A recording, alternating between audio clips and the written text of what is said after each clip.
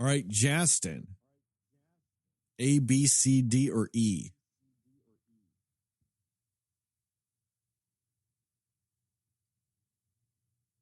D. I'm glad you chose D because otherwise you were going to choose D. So, we'll start this off with probably one of the bigger pop culture news stories at the moment. I've been watching football for years.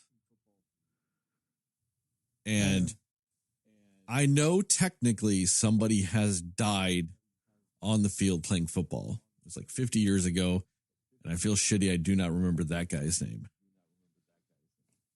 But watching Monday Night Football, and it was one of those games where it's already late in the season, but if you're a fantasy football player, your season either just ended before this week or this was your Super Bowl.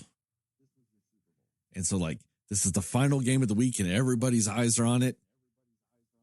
And then you see what happens to Damar Hamlin. And holy fuck.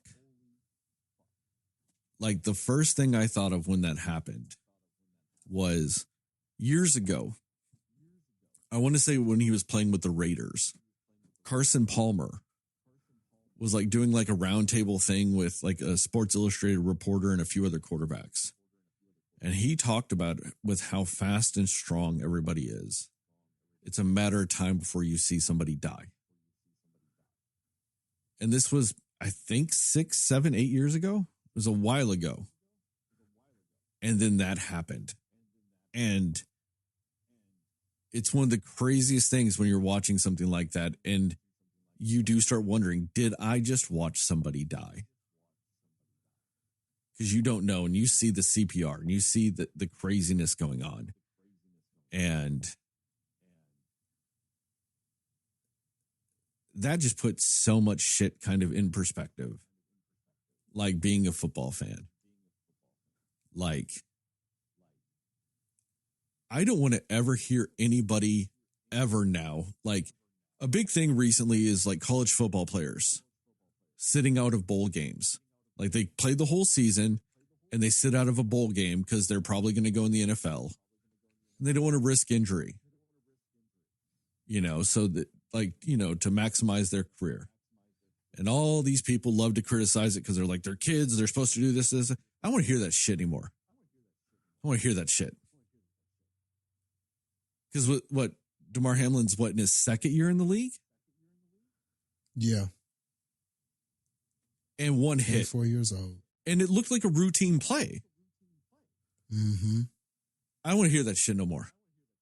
Anybody wants to talk about college athletes get a free education and all that? Fuck all that. Like, I've never been more happy that they finally did that NLI shit to where college athletes can get paid. Because it just kind of proves that anything can happen, especially in sports, especially in a violent sport. But you can put that on sports in general. You know, there have been high school basketball players that have had cardiac events. There's any number of things that can happen in sports, especially violent sports.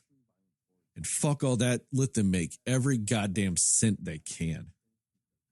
Because, I mean, for, you know, some of these people, especially if they're in the NFL, that's their livelihood. You know, and if they're in college, it might not be their livelihood, but it might be their means to gain their livelihood because, yeah, they might be one of the people that have a scholarship, but they're actually don't think they're going to make the NFL. So they're, you know, they are using it for their education, whatever. It's a means to somebody's livelihood in a lot of cases. But as spectators, it's our entertainment.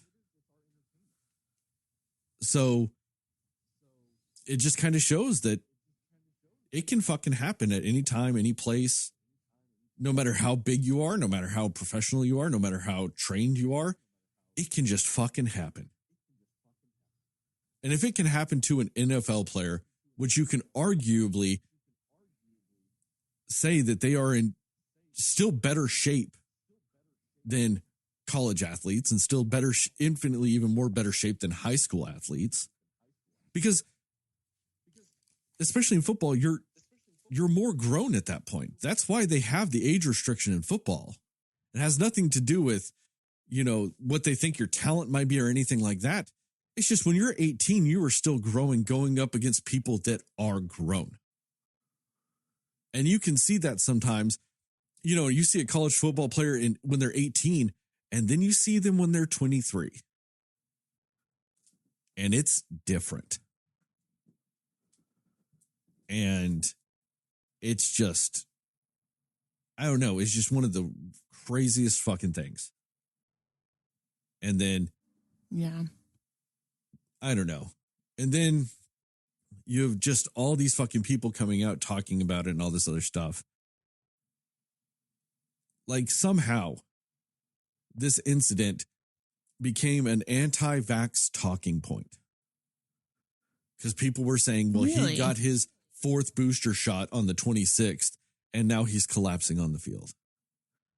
That was all started by a guy on Twitter who just said he was his doctor and said, I gave him the vaccine shot, and I'm now working with the hospital to help make sure he stays alive and all this other shit.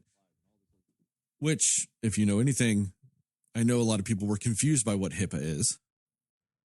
But if you ever want a textbook definition of what a HIPAA violation would look like, it would be a doctor saying, yep, I did this medical procedure on this person. Right. Like, that's a HIPAA violation. And it's obvious that the person that was saying that and, starting this whole thing that gave credence to this was just a fake fucking troll person.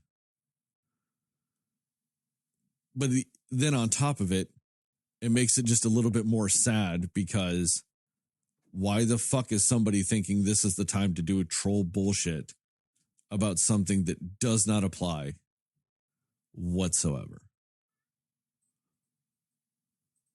Yeah, that's interesting. I hadn't heard that part of it. Wow.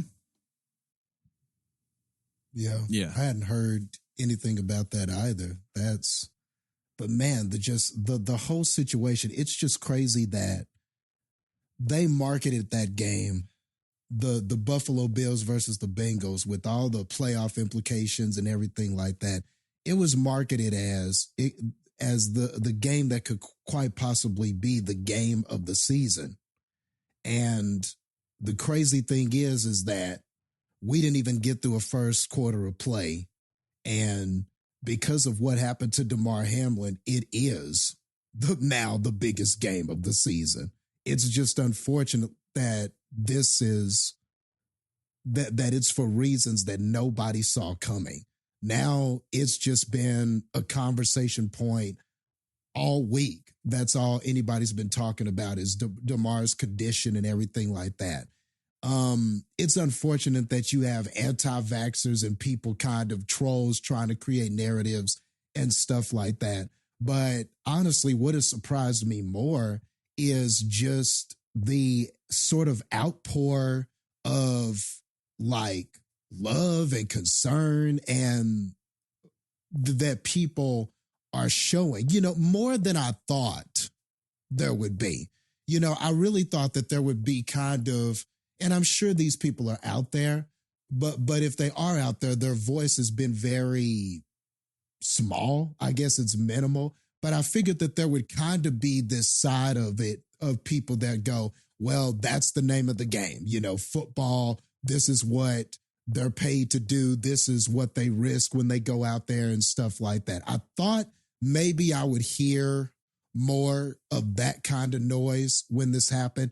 But I think there was just something about it being on national television and everybody just watching it.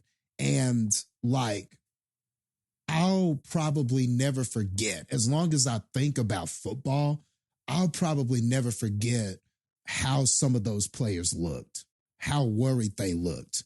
Like seeing Josh Allen on the sideline and just the look of just utter concern on his face, players crying, the coach just down on his knees, like, oh no. And it was crazy because at first the person goes down and you think, uh-oh, you could tell that something was wrong by the way he collapsed.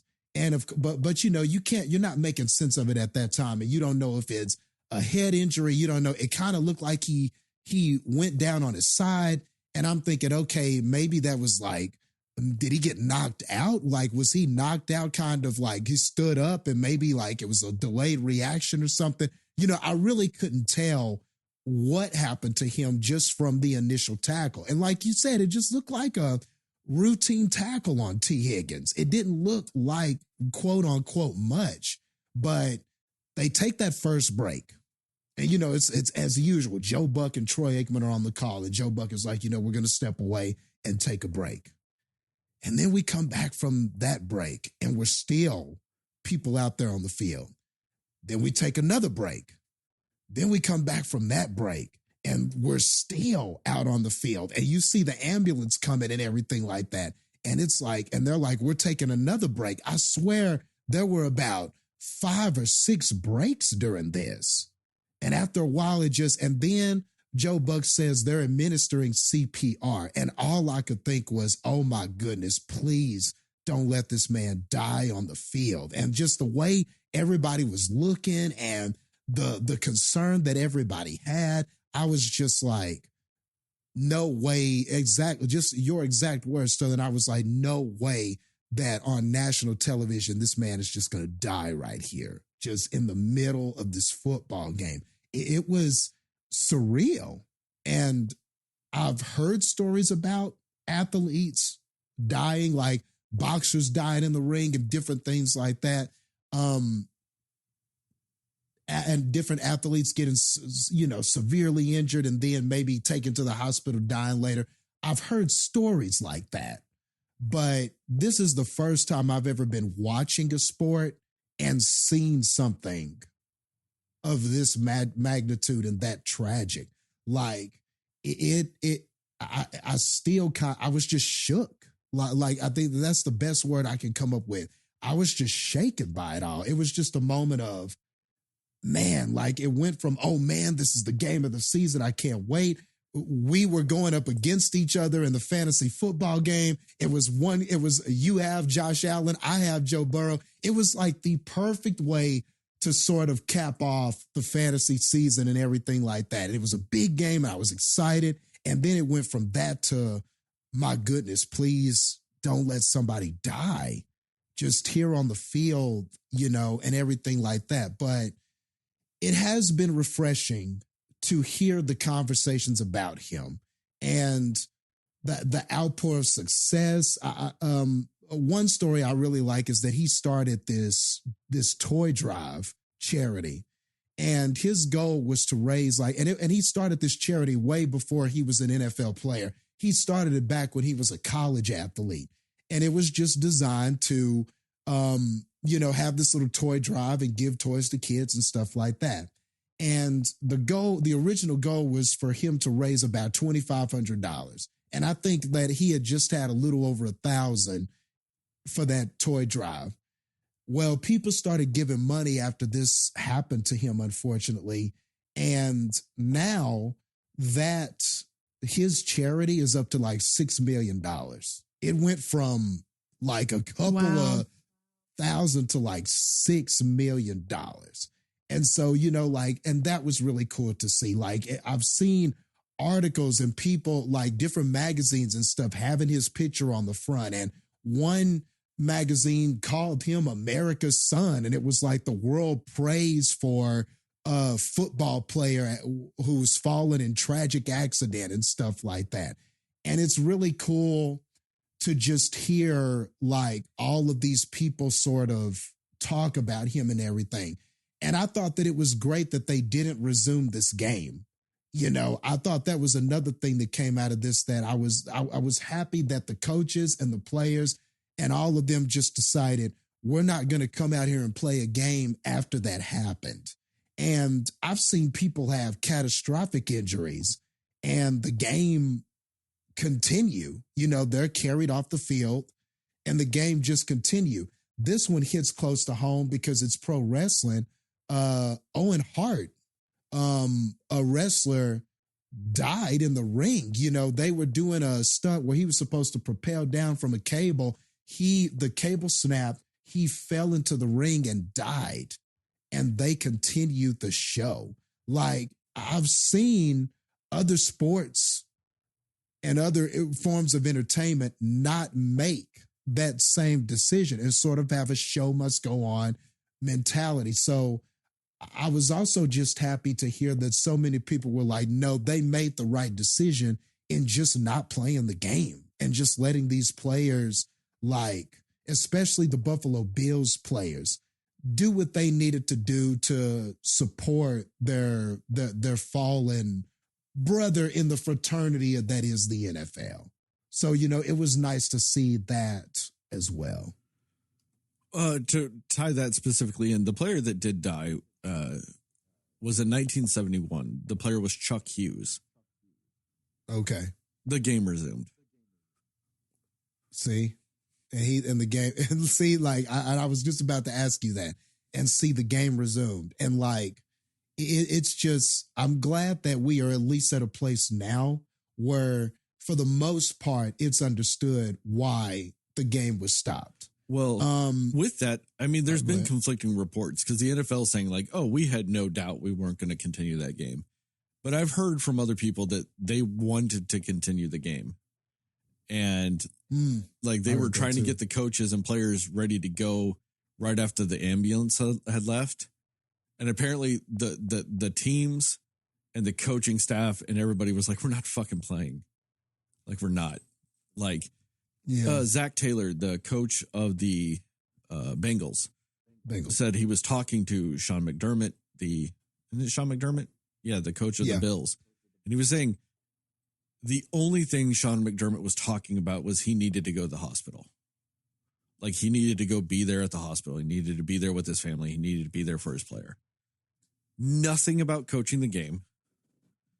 His first thoughts were, I need to fucking not be here. And, you know, and from what I've heard, it was just like the players and everybody was like, we're not fucking playing. And then I think with how overwhelming the sentiment was, I think the NFL just kind of backed off. And I think that that's why they've even changed it to like, we might not even play the game, you know, because as much as they've been the bully about some things, you cannot be the bully at that moment. Yeah. Because they've been controversial and all these other things. They've had some stuff.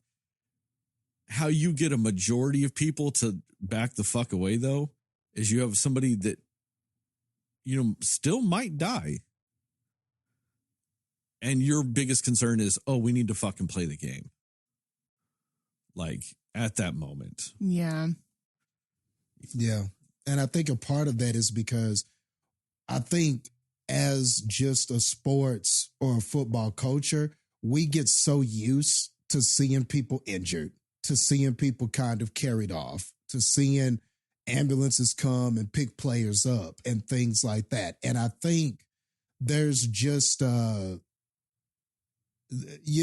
think you see that so much that there is a desensitized element to it where you just seeing all these injuries all the time and players getting picked up and games resume and people getting hurt and games resuming and everything like that. But it's nice to know that there were some, and that's why I made sure to specify the coaches and the players, because I heard that too, that they were going to get a 5-minute warm up. Then that became, no, we're going to go to the locker room and give them some time to kind of prepare. Then it just became, no, we're not playing the game. It kind of, the way it was reported was in steps, but I imagine whether the NFL was trying to make them play or not, I could only imagine how chaotic that situation must have been. Because, I mean, this is unprecedented. Like, it's not like there's a script for this. Like, Joe Buck and Troy Aikman seemed shook by the whole thing, trying to get information and trying to talk to the teams and then talk to the coaches and then trying to get to the front office and Roger Goodell and all of this stuff. Meanwhile, There are EMTs and people down here trying to resuscitate this man and all of this kind of stuff. Like, I can only imagine how chaotic communication must have been. Hell, I can think of times where at my job, something crazy, stressful happened, and the communication from worker to worker to boss to everything wasn't great. You try to get information as fast as you can, but even in an office scenario, that doesn't go very smooth. Hell, I remember times working at the movie theater with you, Sterling, where something crazy would happen and the communication and the flow of communication isn't always smooth in those situations, just with people like that. So I can only imagine how chaotic it must have been with all these people and all these team members and all of these voices involved that have to convey these messages. I think overall, they did a great job not dehumanizing what was happening, really giving like the reporters and Joe Buck and everybody, I think did a great job of just trying to respect what was happening, even though they were feeling some kind of way. I just think overall, yeah, maybe some things could have happened faster. Maybe they could have decided not to play faster, et cetera, et cetera. But overall, man, I thought it was handled as graceful as it possibly could have been. And given the situation and everything that was happening, sure, there were some things that could have happened. But honestly, man, I'm not mad at him because, dude, I couldn't imagine being there. And then you had a mom who was there. His mother was there, like watching the game in person. And now all of a sudden, you're talking to your son about being in this big game and it's Monday Night Football and everything like that. And now all of a sudden he's on the ground and you're wondering if he's even going to be alive. And like you said, Sterling, just him being in the hospital, they say he's improving, but of course we don't know, he still needs machines and everything to breathe. And I think they said he went from needing 100% oxygen to 50% oxygen. I heard that yesterday, that the goal is to try to get him to breathe on his own. So I don't know where they are in that process. That was just the last update I heard on the NFL Network. But man, dude, like that was just insane, and I think it could have gone a lot worse than it did,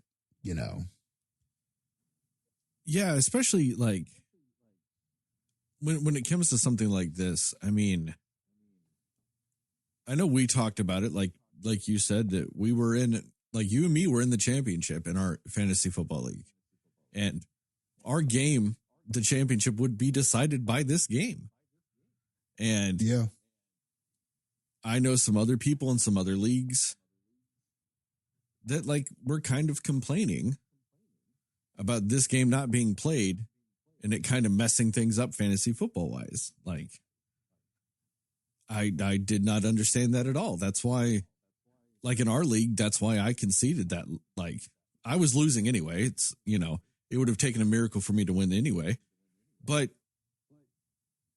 the league, the app we use for our league more or less said, hey, we're finalizing it, but if something changes later, your commissioner can fix it, whatever. And I was just like, no, we're going to fucking call it. Like, I don't care at this point. Like, I personally hope they don't finish this game. Like, yeah, I hope they figure out something like maybe they both just get a tie and they call it a day or whatever. I hope they don't finish this game. Yeah. And, but like Same. There were people in leagues, like I said, they were mad because they were like, well, that might cost me money. I'm like, dude, fucking might cost this man his life. Who gives a fuck? Like, yeah, somebody's life is on the line, man. It's just like, it's utterly fucking perplexing to me. And I do think it's funny, though, that like celebrities have, like, some really rich people have figured out a way to get some loopholes around GoFundMe, because GoFundMe allows only a maximum of $5,000 donations. So some like rich people have figured out a way to get around that. One specific example is Chris Jericho. donated $10,000 because he did one as Chris Jericho and another one as Crush Jericho. Man, he's great. You know, and, you know, Tom Brady and Matthew Stafford and like a lot of people have donated, but I just think it's funny that like you said, people are just kind of coming out of the woodworks for what was this like kind of small charity. I looked it up. He had going into that game, they had about $3,000. Oh, okay. And it now has 6 million. Just from all the donations. Of people. But yeah, it's fucking crazy. I mean, something that stood out to me with it was just like you could see visibly on the faces of the other players, like how concerned they were. And like you could tell it didn't even look like they cared at all about this game. They were just like there and like, I don't know, it just looked like they were just so devastated and so worried. And that kind of stuck out to me with it because like, yeah, I mean, that was their teammate. You know what I mean? Like it just stood out to me that they were like, yeah, you could just tell they were like, I don't care about this game right now. I really don't. And I think that says something, you know? Yeah. And you would just wonder because, you know, football has always kind of been a real macho kind of sport where, you know, and this is another thing that I appreciated just about this too, is that that's sort of how it's always been seen. That's how a lot of players have carried themselves. That's always kind of been that thing about it, is that these are the manliest, these are the biggest, strongest, fastest guys, and these are the manliest of men and everything like that. And I think that there's always sort of been that sort of stigma about it, whether it's because of the way players carry themselves or it's the way that fans see it or view it or however it's advertised. You know, that's always kind of been like a big thing about it. And, you know, being macho and toxic masculinity and stuff like that, it's not like it's just from the NFL. It's just males, period, and everything like that. So I don't want to like just say the NFL is guilty of it or anything. I'm not really implying that. But one thing that I really liked about this is that when some of these coaches were talking about like meetings and conversations that they were having with their players, the Dolphins coach, and I forget his name. I should have looked this up because I wanted to talk about DeMar Hamlin. Isn't it something McDonald? I think Isn't it so. Mike McDonald? I think so. Something like that? I'll look it up while you're talking. Something like that. Okay. But he said something I think that was very strong at a press conference. And he was just talking about, you know, everything with DeMar and just how his reaction to it and everything and talking to his team. And he said, and at some point he was like, and I'm abridging here. This wasn't an exact quote, but I remember at least exactly what he said in that moment. And he was like, I wanted to ensure to my players that there is no way you should feel about this. Like, if this affects you and you want to talk about it, if this bothers you and you want to talk about it, I want to give them the space to express how they feel about this and whether or not they want to get back on the field and practice today, play football, et cetera, et cetera. I wanted to really, really emphasize that point to them, that there's no way you should feel about this. Your feelings are your feelings, and it's good for you to express them. And I thought that was very powerful because I know that a lot of men, a lot of times we are taught to not express our feelings and to not reveal those things. And I think that, especially with today's generation, there's a lot of conversations about mental health and talking about how you feel and expressing your feelings and things like that. So I feel like there is an effort by the younger generation to try to kind of chip away at that whole machismo, macho kind of toxic masculinity thing. But it's nice that they are giving players the space and the help to have conversations, saying it's okay to have those conversations, having counseling available to some of these players and stuff if they need that. Like, it feels like a real effort is being made for players to express their feelings and talk about, and there's being a point to emphasize that this is about more than just a game. This is a person's life, and this is somebody who's a player. We know that a lot of you see yourself in this player, when you see your comrades and teammates in this player. So we want to make sure you're good before we get back to the business of football. You know what I mean? Yeah, those games are still on the schedule, but how are you feeling? How are you doing? And I've heard that from just about every team that they wanted to give them the opportunity to do that and express themselves that way. And I thought that was real cool too. Well, yeah, I would just imagine too, like just thinking about you, Justin, and the fact that you are an athlete in a fashion, like not football, but I just feel like that would make any athlete in their specific field of athleticism just to kind of be taken aback by it, and just, you know what I mean? So I feel like in the athletic community as a whole, that just kind of shook everybody. You know what I mean? Yeah. It's just that intrusion of reality, as some people like to say. Every now and then you think about entertainment and this, that, and the other, and we think these guys and these players and stuff like that, we look at them in such a high regard and everything like that. And, sometimes we have conversations about these people and we're like, well, if Dak can stop throwing interceptions, or a person will not get any fantasy points and call this person useless, or whatever the case may be, you think about all of that stuff. Or, or just like you said, me, I'm going out here wrestling and banging and knocking against people in the ground and everything like that. And it really was just that intrusion of reality that often happens to everybody, where life kind of comes in and says, nope, I'm here, and this is the real world, and this is what really can happen to you, and this is the real risk you're taking. And yeah, it was shocking, but at the same time, like, this is what can happen to them. And so you got to understand what kind of risk they're really taking for our entertainment. You know what I mean? And yeah, they getting paid and this, that, and the other, but still, man, they're human beings. And I think sometimes as fans, as people, like you're saying, the people upset about their fantasy football game, we have a tendency to dehumanize people and things that entertain us. And this sort of intrusion of reality shows that, nah, man, they're human beings too, man.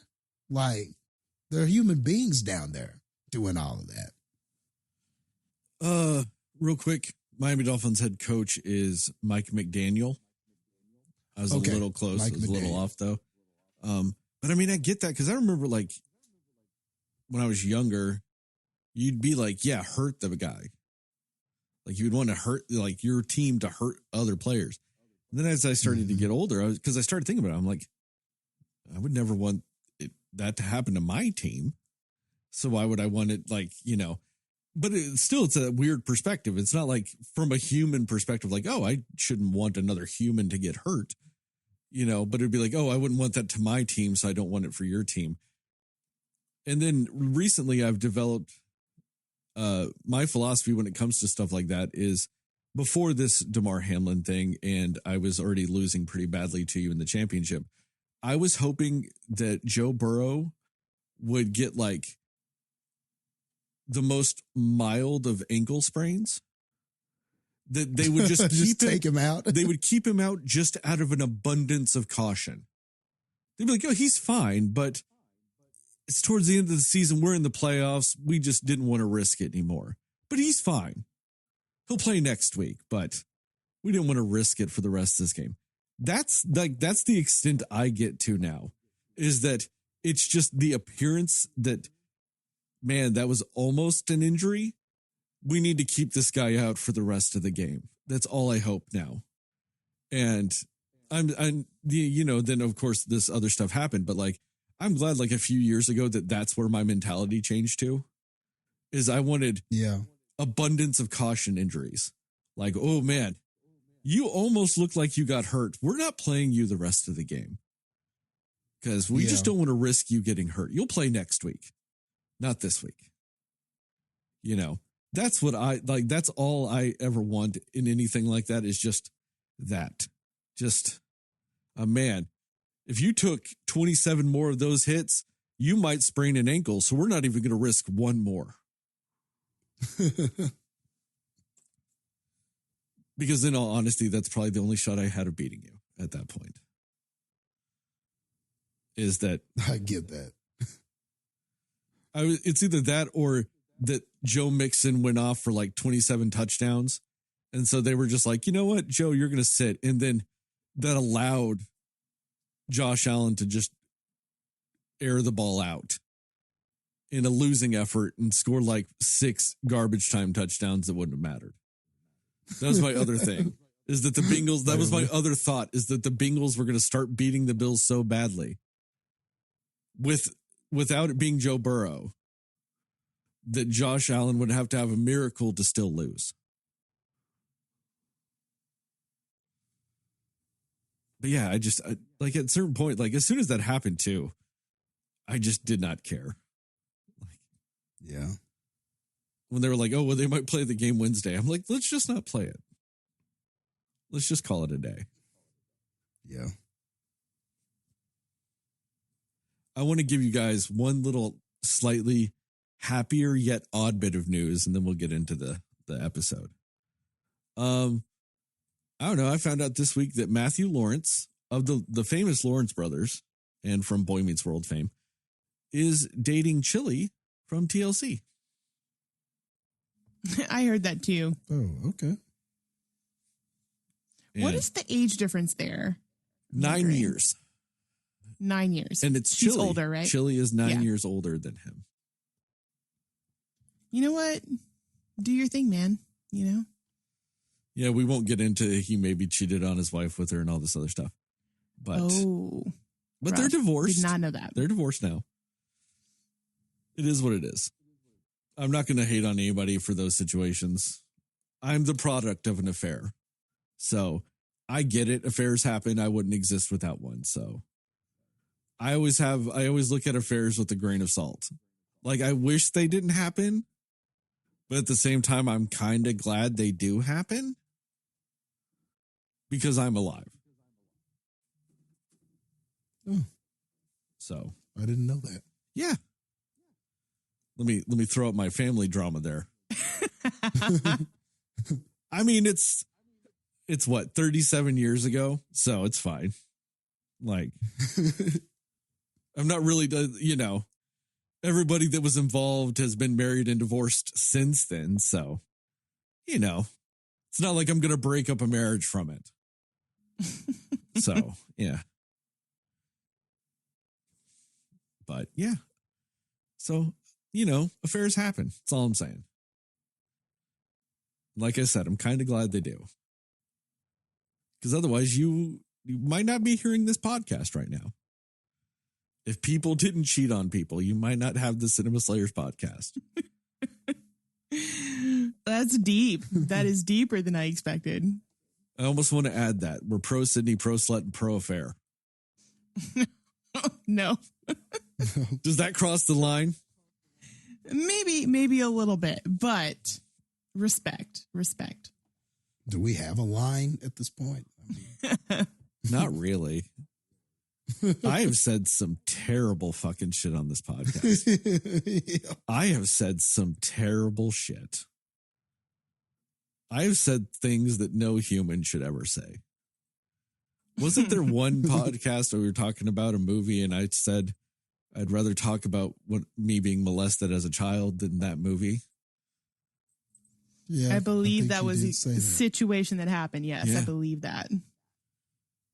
What movie? Oh, that was Resident Evil from 2021.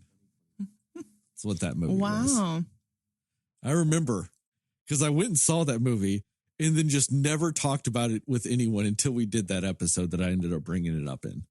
I just never even acknowledged to any other human being that I saw that movie until we did that, whatever. I think it was the year-end podcast or whatever. And we were just talking about shit from that year. And I was like, oh, yeah, I saw that movie. See, that's why there's really, I guess, no line. But speaking of the Pro Sydney, though, after the episode, this is a teaser for the outro of this episode. I want to bring up something that very much ties into the Pro Sydney stance of this podcast. I'm ready. Okay. But before that, here is the actual episode.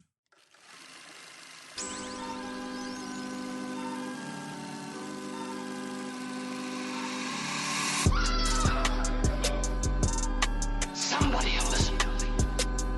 Nobody knows anything but you. All right. Are you ready? Yep. Come on.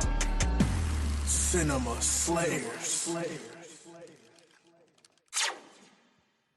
Hey, Cinefans, and welcome back to another episode of the Cinema Slayers podcast. I'm Sterling, and as always, I'm joined by Heather and Justin.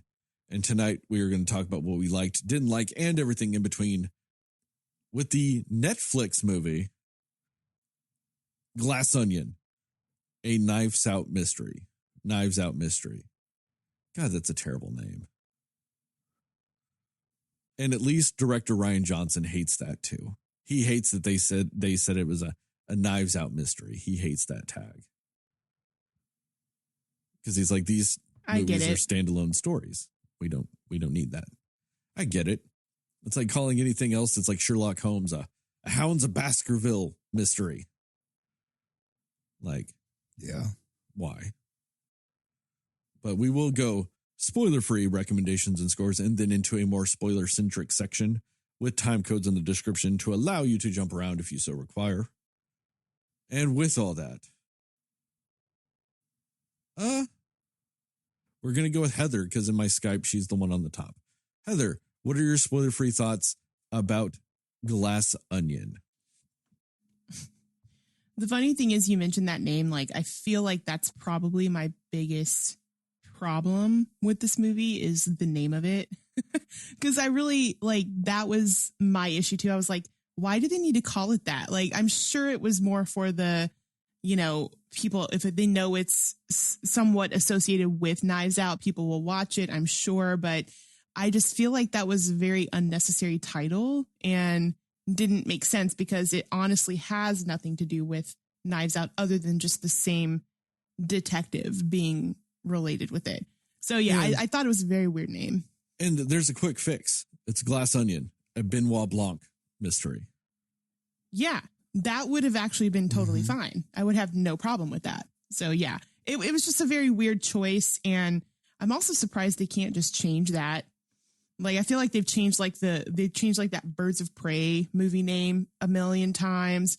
Like, I feel like they have a way to change it, but it was just an odd choice to me that they would do that. But another movie they've done that with is the movie Edge of Tomorrow, the Emily Blunt, Tom Cruise movie. That's right. Because in theaters, it was Edge of Tomorrow. And then when it came out on DVD, it was Live, Die, Repeat. That's right. That is true. And then I think they changed it after that to Edge of Tomorrow, Live, Die, Repeat. Which I actually feel like that title makes more sense for that movie. Live, Die, Repeat would have been a better name. Yeah. Yeah. Like, I get it. But you also wonder why your movie didn't do that well. Because it's a great movie, don't get me wrong. But you wonder why that movie didn't do that well? Because you renamed it 27 times. Yeah. Yeah. Well, I mean, and I saw that recently, like, for whatever reason, that 13 Going on 30 movie, I don't know if you guys remember that movie, but they on Netflix or some other streaming site, something, they renamed it Suddenly 30, which was just weird to me because, like, why this much later would you rename that? And also, it's not as good of a name. Like, it's just very weird. I wonder if that's actually not here, though. Oh, could you think be so? that in another country it was named Suddenly 30. Because that is something that sometimes happens, is that, like movies have different names in other countries. And there is a chance that like maybe that was like Canadian Netflix or like UK Netflix, and somebody in America just saw it and they were like, oh, they changed their name. It's like it could blow up. That is something that is what I would think would be the most likely thing, is that in another country it was just named Suddenly 30. Maybe you're right. And you know what, if that's the case, that's not nearly as bad. I just I saw like a brief thing where someone was like, I was looking through Netflix and I saw the movie and this is what it was called when I looked it up. And I was like, that's super weird to me. But yeah, you could be right. And if that's the case, definitely that's a more reasonable like explanation for it. But it just, again, in either case, there's people that have changed movie titles before, and I hope that down the line they decide to rename this a little bit. Just a Benoit Blanc mystery or something, or just Glass Onion. That's fine too. I looked it up. It's in Australia.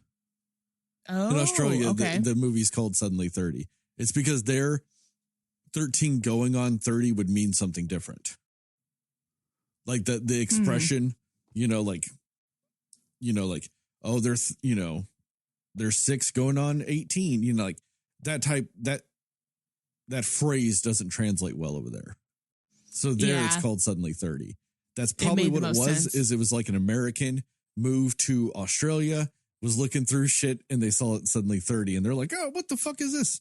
No, that's what it was. It's Australia. Okay. Yeah. All right. Well, then that's more passable. But in either case, I'm just saying changing names of movies is not unheard of. I feel like I hope down the line they're able to change this, because I'm just not a huge fan of that title. But like I said, that's honestly my biggest problem with this movie. I really liked this movie. I thought it was really fun. I think, there's going to be some comparisons with Knives Out just because, I think that's kind of inevitable in some ways, but it's sillier than the Knives Out movie was. It's a more, I feel like, goofy vibe to it, a more maybe, I don't know if I'd say lighthearted, maybe. I mean, I guess it is more lighthearted in a way. The vibe of the movie is very different than the first one is, but that's not a bad thing. I think it's good because it makes it its own movie. It's its own thing. It's a completely different mystery, a completely different group of people, and it works, especially for the specific story they're telling. I think that the energy they bring, the funny, the humor, it works, and it works well with what they're trying to tell with the story. I think, as expected, the casting choices were superb. Everybody brought it. Everybody was really well casted, did an excellent job. I honestly can't think of anybody in this movie that didn't just bring it and really just did justice to the character they were supposed to play. No matter how small or large the character might have been, they really just brought it, I think. I think it, I won't say, for me, Knives Out it holds a very special place to me because I actually think that Knives Out is a nearly perfect film, in my opinion. I loved Knives Out. It's such a rewatchable film, such a really well-told story, excellent characters and acting. It's a nearly perfect film for me. So I think it was going to be hard for it to beat Knives Out, but it's really close. It's really up there, and it's a really great follow-up to the first set of movies in the Benoit Blanc stories. I think it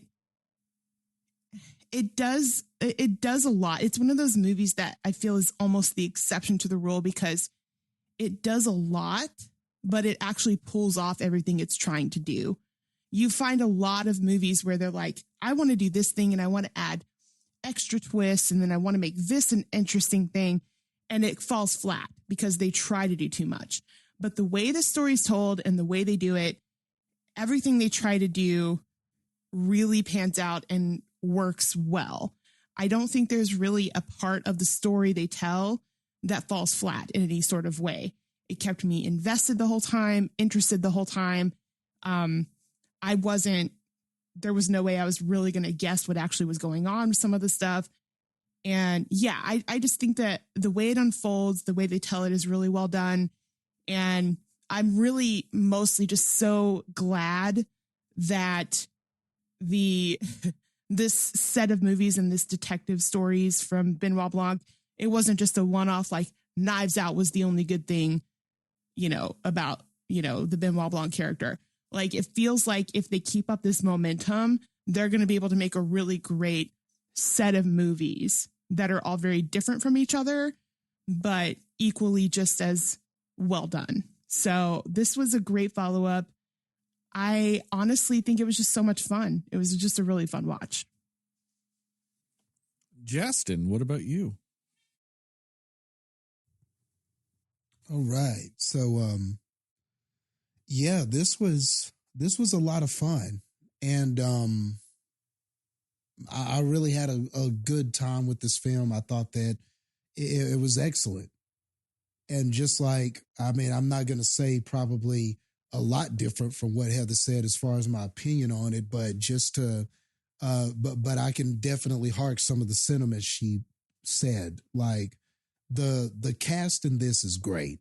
And it's true. Everybody shows up in this movie. And some of these actors are ones that I'm a big fan of. Like, Edward Norton has always kind of been a guy who I've been a big fan of. So it was very cool to see him in this. And I hadn't seen him in a while. I think I haven't seen an Edward Norton movie since Motherless Brooklyn, which ironically was a mystery whodunit movie. So it's funny that I think that was the last time a movie I've watched with him in it. So it was nice to see Edward Norton again. I don't know. He's probably had some other movies in between, but that was the last one I saw. So it was cool to see him. Man, everybody just kills it. I mean, Daniel Craig comes back as Blanc and he's great. He was just as good as he was in the first film. I mean, he's great. He's great with this cast. But there were definitely some surprises here too. Batista killing it again, man. And I remember us having a conversation about how we in Black Adam, how we thought that, how we had felt that The Rock, out of the actors turned wrestlers turned superheroes, we were saying that now The Rock is third on that list because he's got to be behind Batista, who plays Drax, and he's got to be behind Cena, who played the Peacemaker and all of that kind of stuff. In an interview, the director of this, Ryan Johnson, said that he believed that Batista is the best wrestler turned actor. And at first, like when I first read that, it was like I darted back a little bit, like I wanted to be defensive. And then go, wait. And then the more I thought about it, I was like, you know what, Mr. Johnson? Maybe you're right. Like, maybe you were right. As pure, when you look at just pure acting skill and the different range of roles that he's played up to this point, and the different people he's been on the screen with, the different people he's shared the stage with, I don't think you can deny him. Yeah, his range especially. Yeah. Yeah. And I know that we may not be the biggest fans of M. Night Shyamalan, but man, I've seen this preview for this movie coming out, and I want to see this movie because of Batista. Justin, you've struck a chord with me. You brought up my personal nemesis. Yeah. I say that. That's probably actually Ari Aster. But it might be M. Night Shyamalan, though. But I'm not going to lie. They're both tied. Every time I see a trailer for this Knock at the Cabin, I want to say, fuck you, movie, Because fuck M. Night Shyamalan. But Tell him. That's all you Talk have to about say. it. Dave Talk about it. Bautista. Yeah. 100%. I am so angry that I want to see that movie. I knew it. I knew it. The want only to person who see could it. do that for you is Dave Bautista. And I'm not going to lie. About a week ago, I could still write that movie off. And then I saw Glass Onion. And I saw Dave Bautista. And I just remember thinking, I'm going to fucking see Knock at the Cabin or Knock at whatever the fuck it is. I'm going to end up seeing it, aren't I? I'm going to. I'm not going to have a choice. Because as much as I hate M. Night, do I want to deny myself what is probably an amazing Dave Bautista performance? Right. No. I can't do that to Yep. myself. I might hate M. Night Shyamalan, but I kind of like Dave Bautista more than I hate M. Night. That's a lot. That is a lot. Yeah. Well, that's saying a lot. But yeah, man, like I want to see that movie too because of him. His perform what he was doing just in those few seconds of clips that I saw. I was like, my goodness, Bautista. And it's crazy because I remember a few years ago, he did an interview and somebody was talking to him and they were comparing him to The Rock and stuff like that. And I remember thinking, oh, the arrogance of this man, Bautista. But he was like, don't compare me to The Rock. I'm not trying to do what The Rock does. What I'm trying to do is and basically in so many words, he said, what I'm trying to do is do some real dramatic acting. I'm not trying to do the same type of thing that The Rock does. I don't just want to be looked at as a guy who does action movies and stuff like that. What I'm trying to do is different. I'm really trying to perform the art of acting. In so many words, that's what he said. And Bautista, I got to hand it to you, dog. You're performing the art, brother. Brother, right? You are performing the art of acting, man. Like, I think as a pure actor, yes, he is the best wrestler turned actor. Nobody has done such a wide range of roles.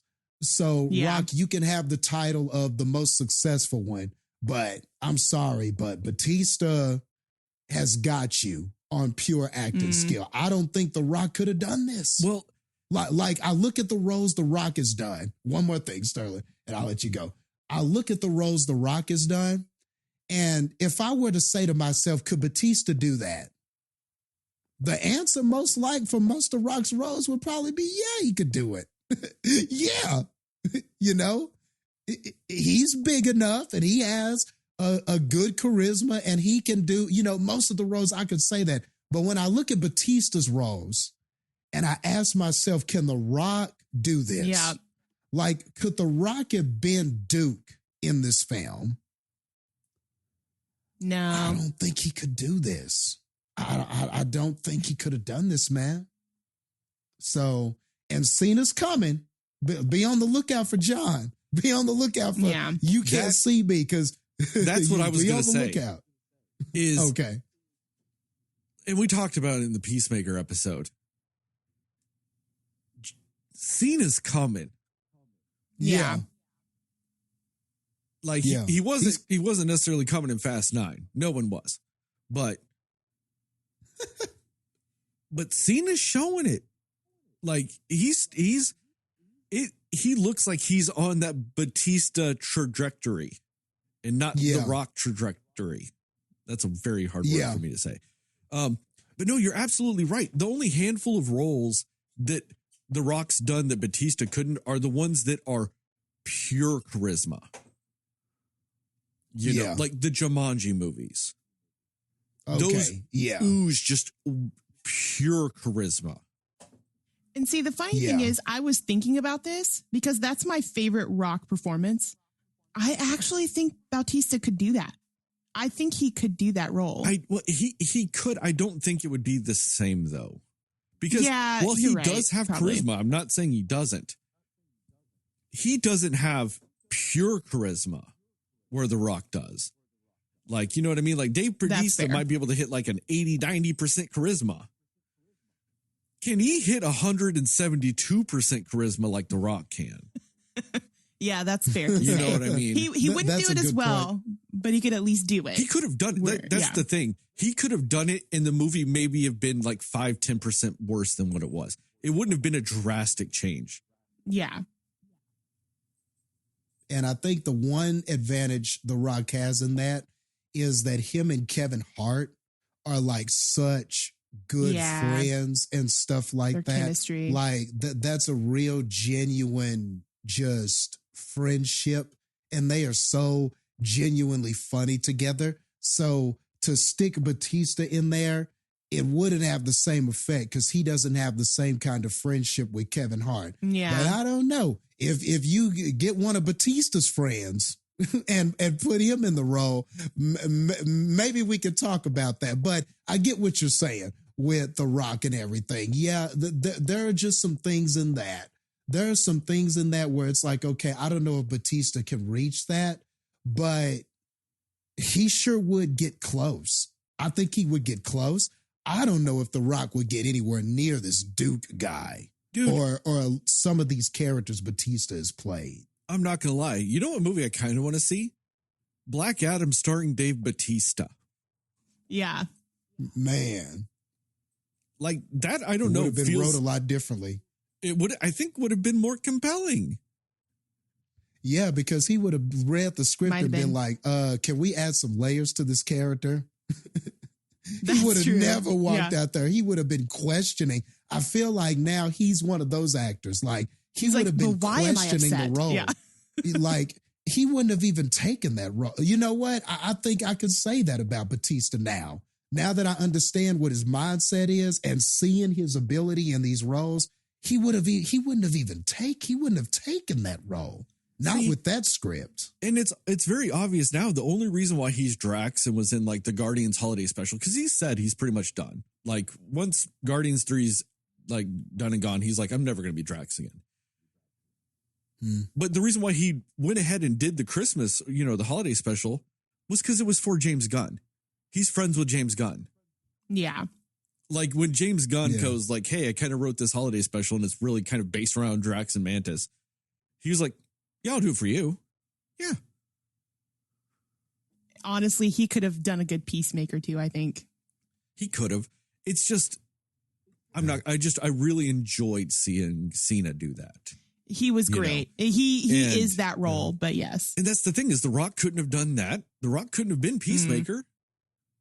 No, he's too vulnerable at times. But Dave Bautista, it's layers. It's just layers on layers on, and he's been doing that part of acting so much longer than Cena has. That's what I'm saying. Like, that's why I said that. Like, what I was gonna say, Justin, you brought up is like, give Cena a chance though. If Cena starts picking some more of these roles, or even just Peacemaker season 2, he might be bringing it. His comeuppance. Yeah, it's just like give him a little bit more time, and I've got no doubt he'll be there too. Like. I mean, at this point in their careers, I'm not going to lie. If you were to say that there's a chance that Dave Bautista or John Cena maybe at some point might win an Academy Award for acting, I'm not going to call bullshit on it. There's a chance. Dwayne "The Rock" Johnson. If somebody told me that, I wouldn't even laugh. Yeah, that wouldn't even I would think about it and go, probably so. Like they got a chance. Honestly, like I think about it too, and like I know none of us were super high on that Army of the Dead movie. I think I liked it maybe more than you guys. I don't remember, but I didn't. I kind of enjoyed that movie, the Army of the Dead movie, and that's kind of for me where I was like, Bautista's good. Like he was definitely not the worst thing about that movie. He was probably the best thing about that movie. Like how he did his performance. I was like, okay, yeah, I see you, Oh, yeah, 100% of the problems of that movie is Zack Snyder. Yeah. Dave Bautista, no. he was so good in that. Like, I really enjoyed his performance in that movie.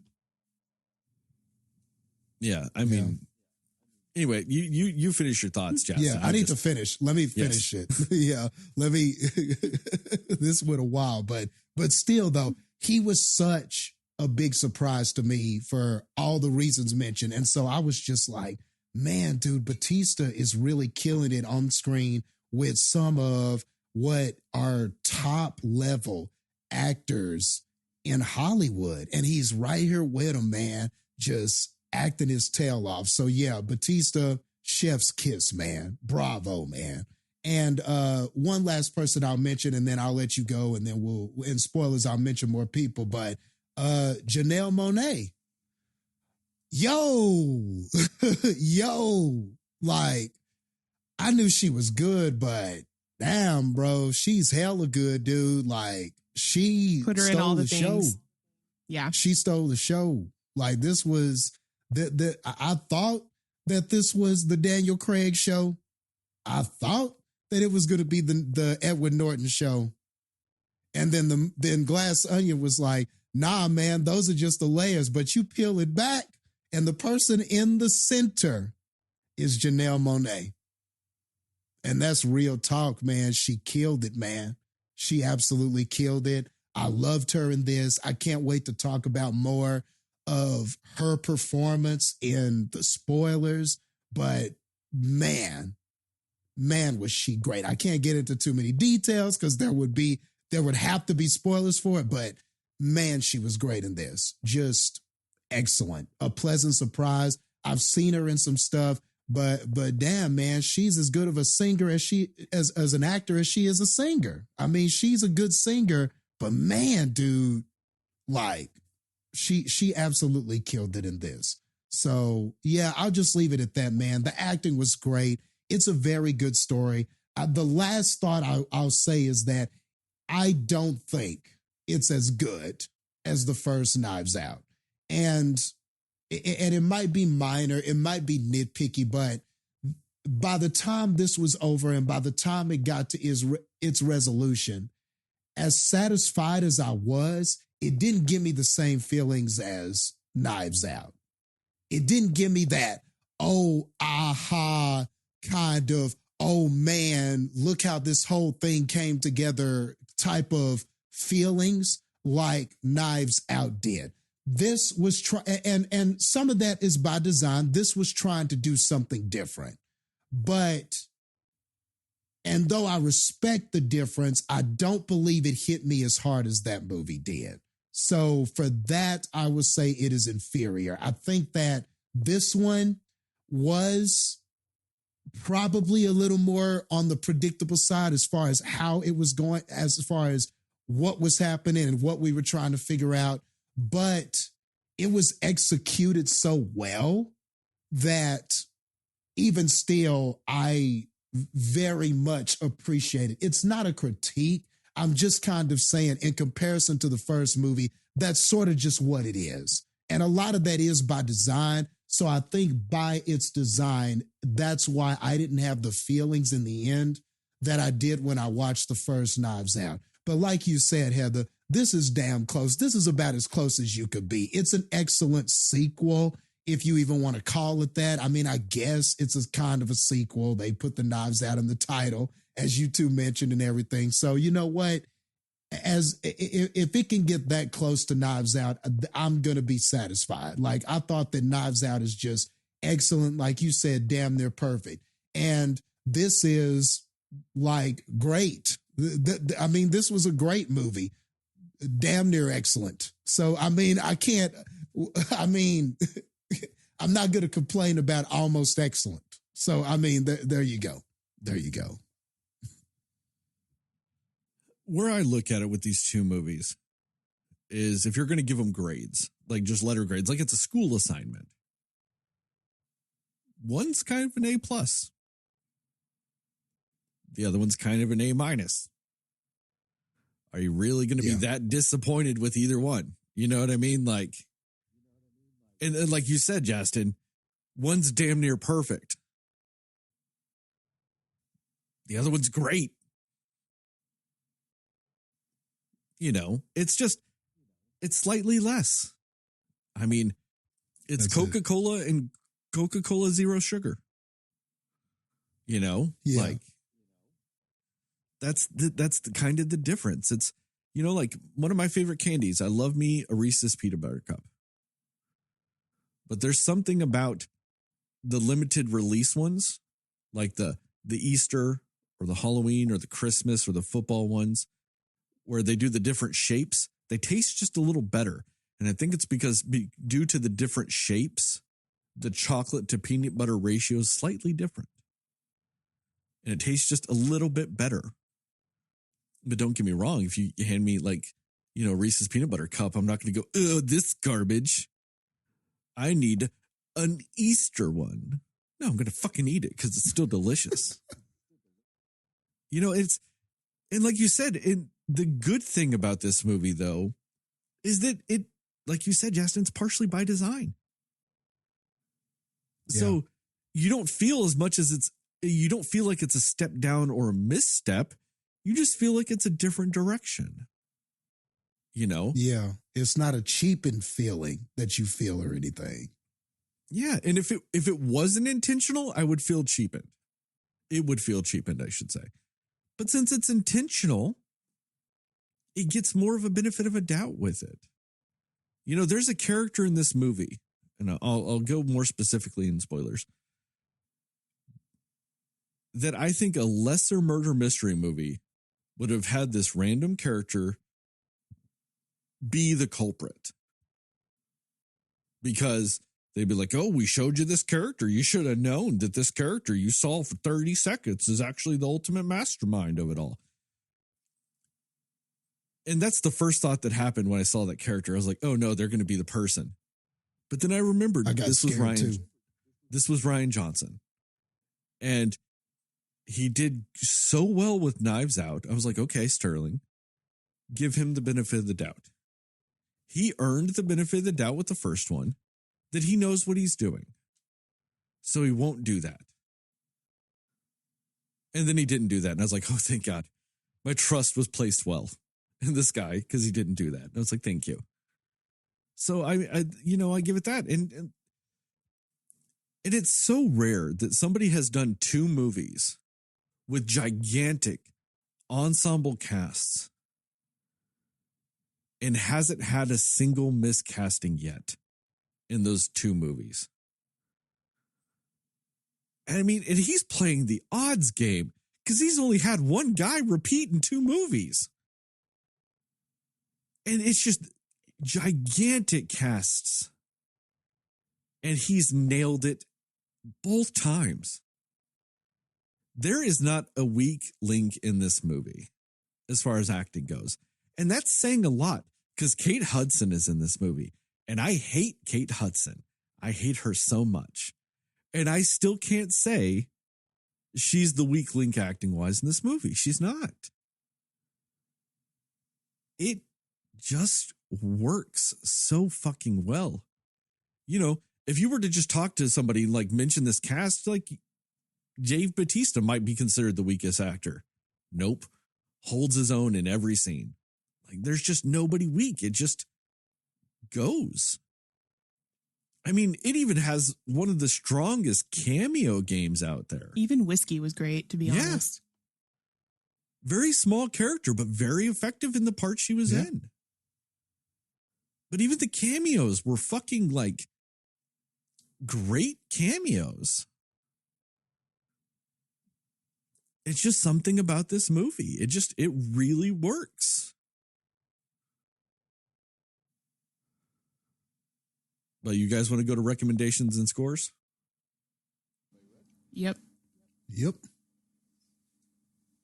Recommendations and score.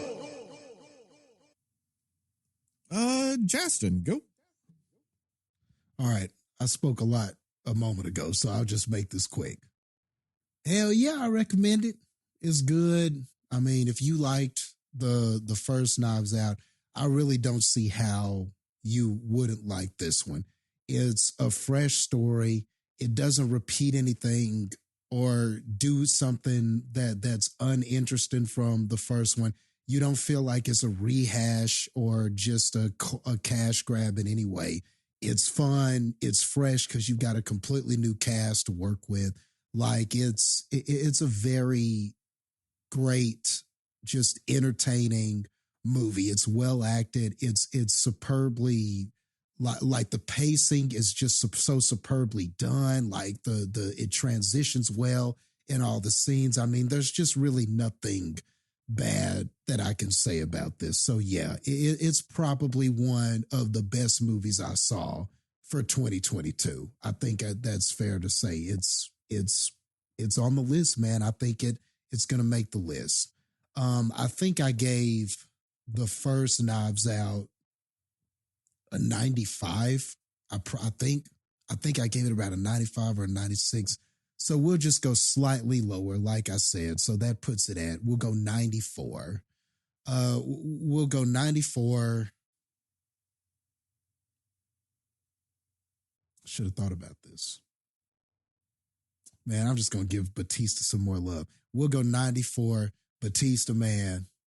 You the man, bro. You absolutely killed it. And right now, you got the title, man. You got the title for best wrestler actor right now. Pure, as far as pure talent goes, out of 100. I thought you were going to say, what'd you give it? A 94? Yeah, 94. I thought you were going to say like 94 Dave motherfucking Batistas. I should have, or 94 Batista bombs or something like that. I don't know. Heather, what about you? Yeah, definitely recommend it. You don't have to see Knives Out to see this one and enjoy it at all. You should see Knives Out if you haven't, but yeah, no, it's its own thing. It is fun and it's fresh. And I definitely think you guys are right as far as like the casting, because I haven't actually seen somebody who was so good at casting huge, like A-list cast of people so well, because that's usually like a huge complaint I have is like, oh, I want to see this movie. Look at all these amazing actors that are going to be in it. And then it turns out to be a terrible movie. And this is just not that at all. Like, this is how you utilize an all-star cast to the best of your ability. And I just, yeah, it's a different story. It's very well written. It's a smart story. It's got really fun twists and turns that it might be a little bit more kind of like what you said, Justin, about like slightly predictable. Not necessarily for me that I knew what was going to happen, but the beats felt a little bit more like, okay, yep, makes sense that we would go there with it, a little bit more than the Knives Out movie did. But I think it was such a fun ride, and the payoffs of this movie were so great as well. Just some one-liners they use that they bring back and utilize in a great way. Things like that.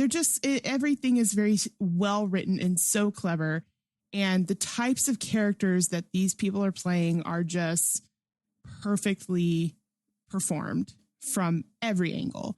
So yeah, I mean, you really, there was no weak performance, as Sterling said. There was no weak performance at all. Visually it was really fun too. I mean, it's a very different vibe and feel. And that's why I like that they did it so differently than Knives Out, because it's a different story. It's a different case. It's a different set of people. Everything about it feels different in that way, but you still get that smart writing and that smart mystery thriller that engages you the entire time. So yeah, I definitely recommend it. It's a very fun watch, very clever, very fun. I'm going to go 92 Jared Leto kombuchas out of 100. You said 92, right? Okay. Yeah. Yeah, I recommend it. That was pretty fun. That was really great. Thought it had a decent amount of surprises. I think it's funny. I was slightly surprised more by the cast than I was the story. But like we said, part of that's by design. So I at least appreciate what it did.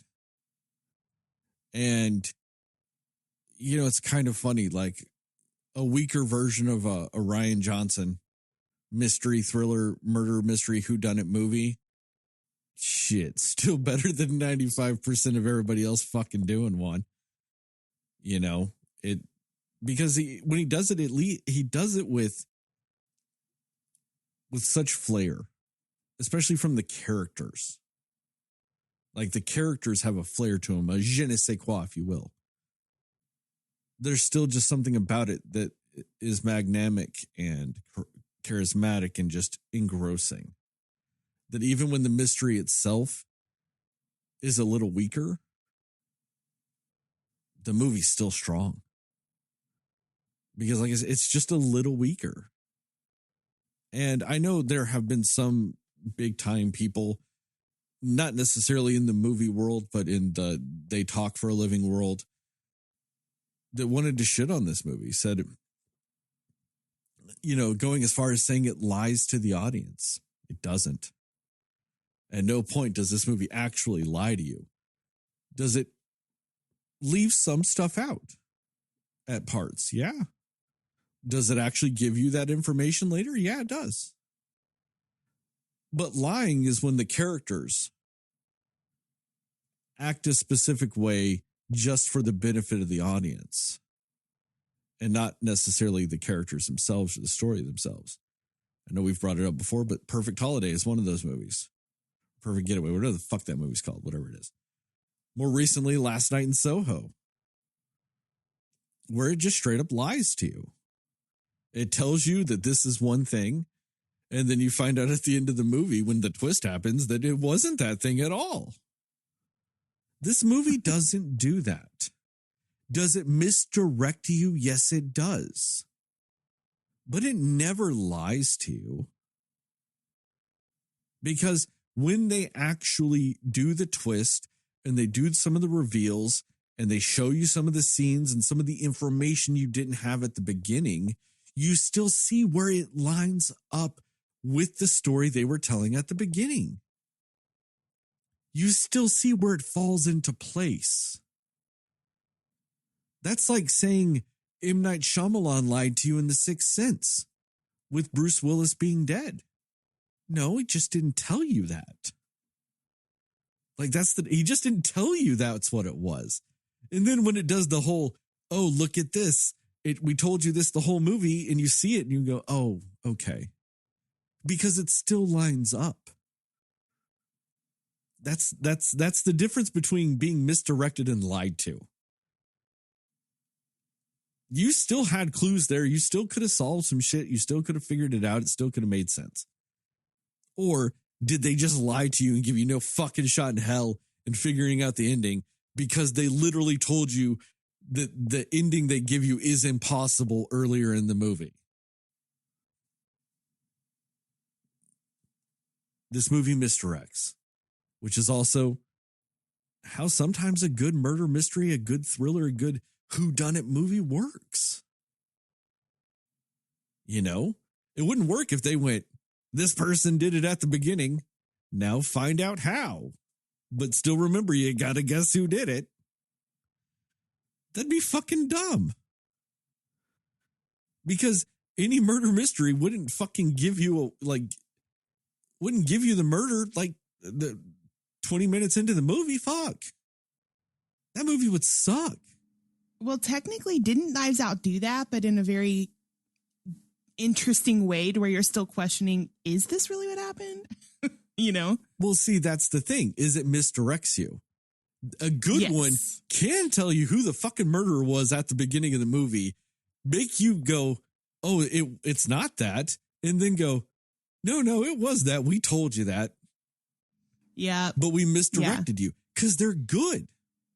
Yeah. And I guess, never mind, technically based on the entire movie, they don't necessarily tell everything up front. Yeah, you're right. But that's what I'm saying is it's not like, 15 minutes into the movie, they pause and then they show a character up on the screen and say, this person is actually the murderer. Remember that later. That if they did that and then someone else was the killer, okay, yeah, they lied to you. But just by not telling you everything and not giving you all the information up front isn't cheating. It's not lying. It's a mystery. That's by definition what they do. Yeah, it's the point. As like a good murder mystery movie, as the movie goes, you get more information. You even find out shit from earlier in the movie with a different context. That's what good ones do. Like, Jesus Christ, I don't know what some of these people wanted. But also the person that said all this got roasted, so it's hilarious. But I'll say who it is later. That's going to start a whole different conversation I don't want to have. But yeah, this movie is a good, great mystery movie. I still think that Rian Johnson he's like the modern day person of doing this shit. Like, he's like the modern day movie making Agatha Christie with Benoit Blanc. Like, I get it. I love it. And I'm not going to lie, I loved how much more this movie featured Benoit Blanc. You know, Benoit Blanc was a little bit like tapered down in Knives Out. I really enjoyed a more in the front Benoit Blanc. I really enjoyed Daniel Craig's portrayal of him. And I kind of hope this becomes a thing. I hope we get like 6, 7, 8 Benoit Blanc fucking movies. And I hope by the time we get a third one, Netflix don't call it a fucking Knives Out mystery. You know? I want to see more. I want more Benoit Blanc mysteries. You know? And I think there's something about it too. That like what we had Ana de Armas in the first one. And we've got what's her name? Janelle Monáe. Yeah. In this one, he writes a damn good sidekick character. Fuck. Damn good. Like, because they're different.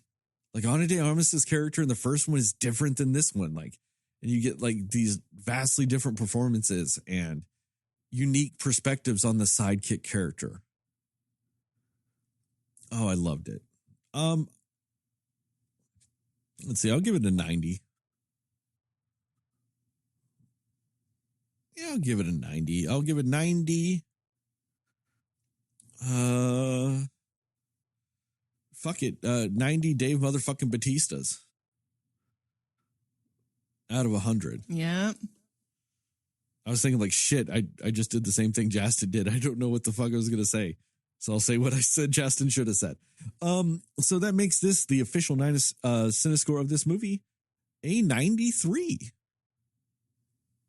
Cool. Which I think potentially makes it our highest rated Cinescore. I think you're right. Since we started officially doing Cinescores, I think this is our highest one. Yeah, it was this and then I think the Menu probably right below it. Yes, and I think the Menu was a 90. The Menu was a 90 because Justin gave it a 90. You gave it an 89, which I thought was shitty. So I gave it a 91 just to bring it up. Yes, so 93. So yes, this is our highest rated Cinescore out there. Official. Spoilers? Spoilers. Yep. Spoilers. Oops. I really loved that the point of this mystery was that it was so fucking dumb that it fucked with Benoit Blanc. I fucking loved that. The fact that they wrote that in to be the intentional misdirect of this movie, that it's dumb.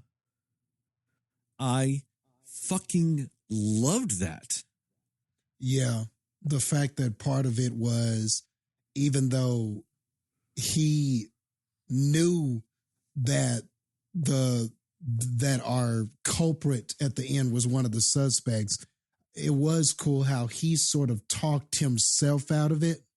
Like he had the answer, but he sort of talked himself away from it because it couldn't just be that, because that would just be dumb. And then when it gets back to it, the way they had him react to that, like to reacting to Miles and all of that stuff, and I can't believe that this is what it wound up being and everything like that. Like, why was it just so simple? And how that annoyed him, I thought that was great. That was one of the things I loved about it too. And with that, I loved how they set that up the whole movie. Like, Among Us, simple little like murder mystery fucking video game, and he fucking sucks at it. Like, world's greatest detective. And they're like, Benoit Blanc, like, we saw you come out of that room. It was obviously you. And he's like, is it really that simple and that easy? And they're like, yeah. And they were right. You know? And they're talking about, like, you know, when she's talking to him about Clue, and she's like, oh, I bet you're great at Clue. And he's like, there are other things to be good at than Clue. Like, just hinting at the fact that he's like, I fucking hate that game. Because, like, yeah, there's no motive in it. Like, that's the thing, is if you're like an actual detective or anything like that, you're so used to reading people and looking for motives. There's none of that in Clue. It's how well do you take notes? That's Clue. There's no skill in it. Like, I mean, there is some skill. Like, I'm notoriously, like, little secret, if you play Clue against me, I'm notorious for giving people that, like, you know how if you go somewhere and you make a guess and somebody, you know, if you can prove them wrong, you have to get, like, show them the card. I'm notorious for constantly showing the same card. I'm also notorious for saying cards that I have to trick other people, because I keep track of other people's guesses. You know? So, like, I keep track of other people's guesses, and it's fucked me because, like, if somebody does the same thing I do, I'm like, oh, that must be the weapon, because they've guessed that like 5 times and nobody's, they have it. You know, like, they're doing the same thing I do, but I mark it down on my card. You know, it's because, like, I try to think, I'm like, you know, I try to, like, overcomplicate this simple game so I could be like more or less a great detective in the game of Clue. And it's not. How many times can you fucking go to different rooms is what it is. Like, you know, and, yeah. And I just loved it. I loved it how he got, like, what was the word he said whenever they got to the island? Like, Imbreviate. Yes, imbreviate. He said that word. And I went, is that a fucking word? I don't think that's a word. But nobody said anything. Maybe it's just a word I don't know of. I'm not necessarily the best with words, especially spelling. Terrible at spelling. So I'm like, maybe I just don't know that word. It doesn't feel like a word. I'm like, oh, well. And then at the end of the movie, when he's like, imbreviate, he's like, that's not a fucking word. I was like, I knew it wasn't a word. Damn it. I thought I was wrong the whole movie. And then I was like, oh, shit, I knew it wasn't a word too. I really loved that. I loved the chaos of the ending too. Because something I really liked about the Benoit Blanc character in this is his adherence to the system.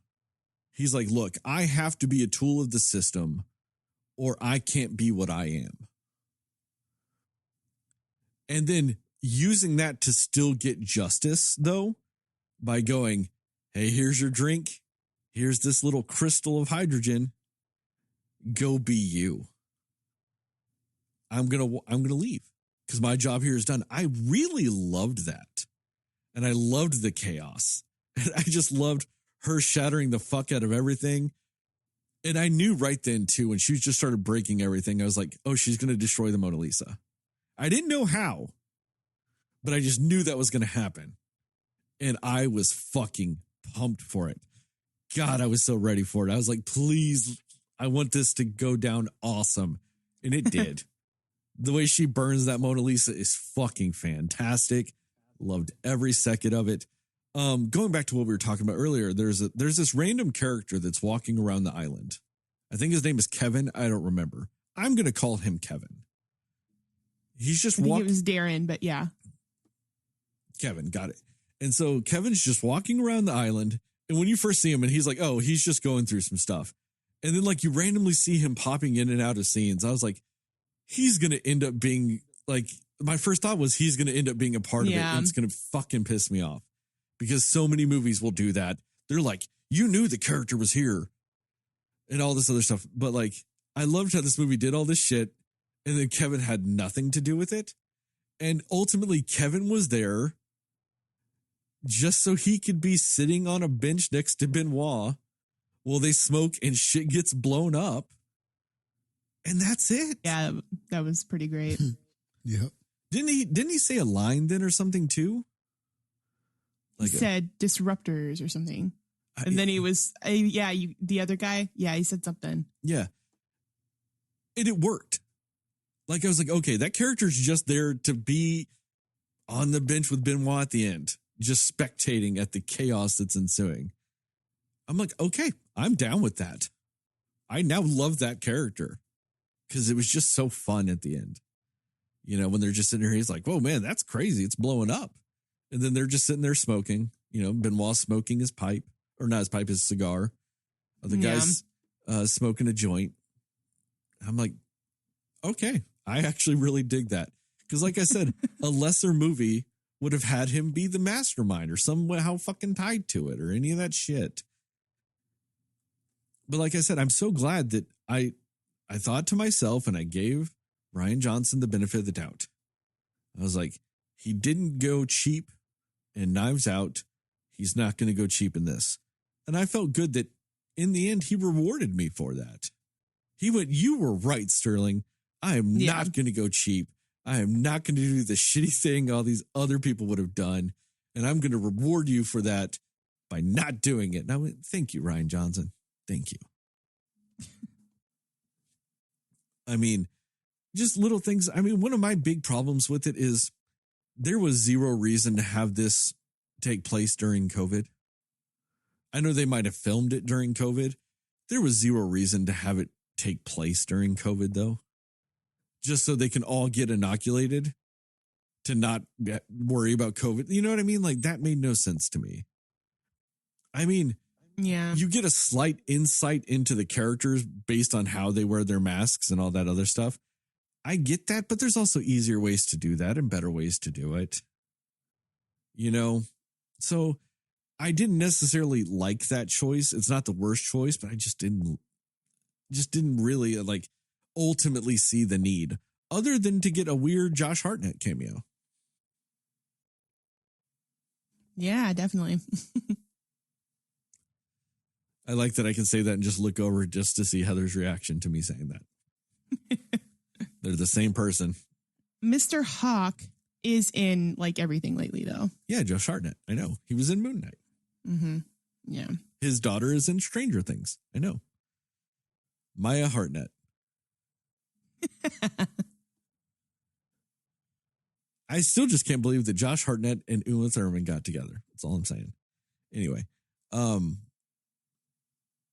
you know, there's just these little things, but I mean, as the story unfolded, I really liked the metaphor for the glass onion. I liked how Benoit saw it. He's like, you can see into the layers. You can see into it, but you still have to peel it back to get to the core, to really see what's at the heart of it all. And I loved the way they layered everything with that. I loved the way that the characters were layered with it. I loved how it kind of showed how like people would react in that normal way, that like you've got this rich billionaire friend and he's bankrolling your whole fucking life and all this other shit that like most people wouldn't sacrifice their life, like their livelihood, to do what's right. You know? And I liked the fact that even in the end, it was just as simple as they openly proved him wrong with the whole, you know, Hindenburgian aspect of the crystallized hydrogen. That everyone was just like, we have to abandon him now, because if we still hold on, it's going to be worse. Which is kind of the natural human reaction to a lot of those things. Well, let me jump off now because otherwise it's going to be worse and I'm not even going to have a cushion. You know? So, I mean, there was lots of layers here. And you know what what we were talking about earlier with the lie is the whole fact of Janae, right? Janae Monáe? Janelle. Janelle Monáe. Shit.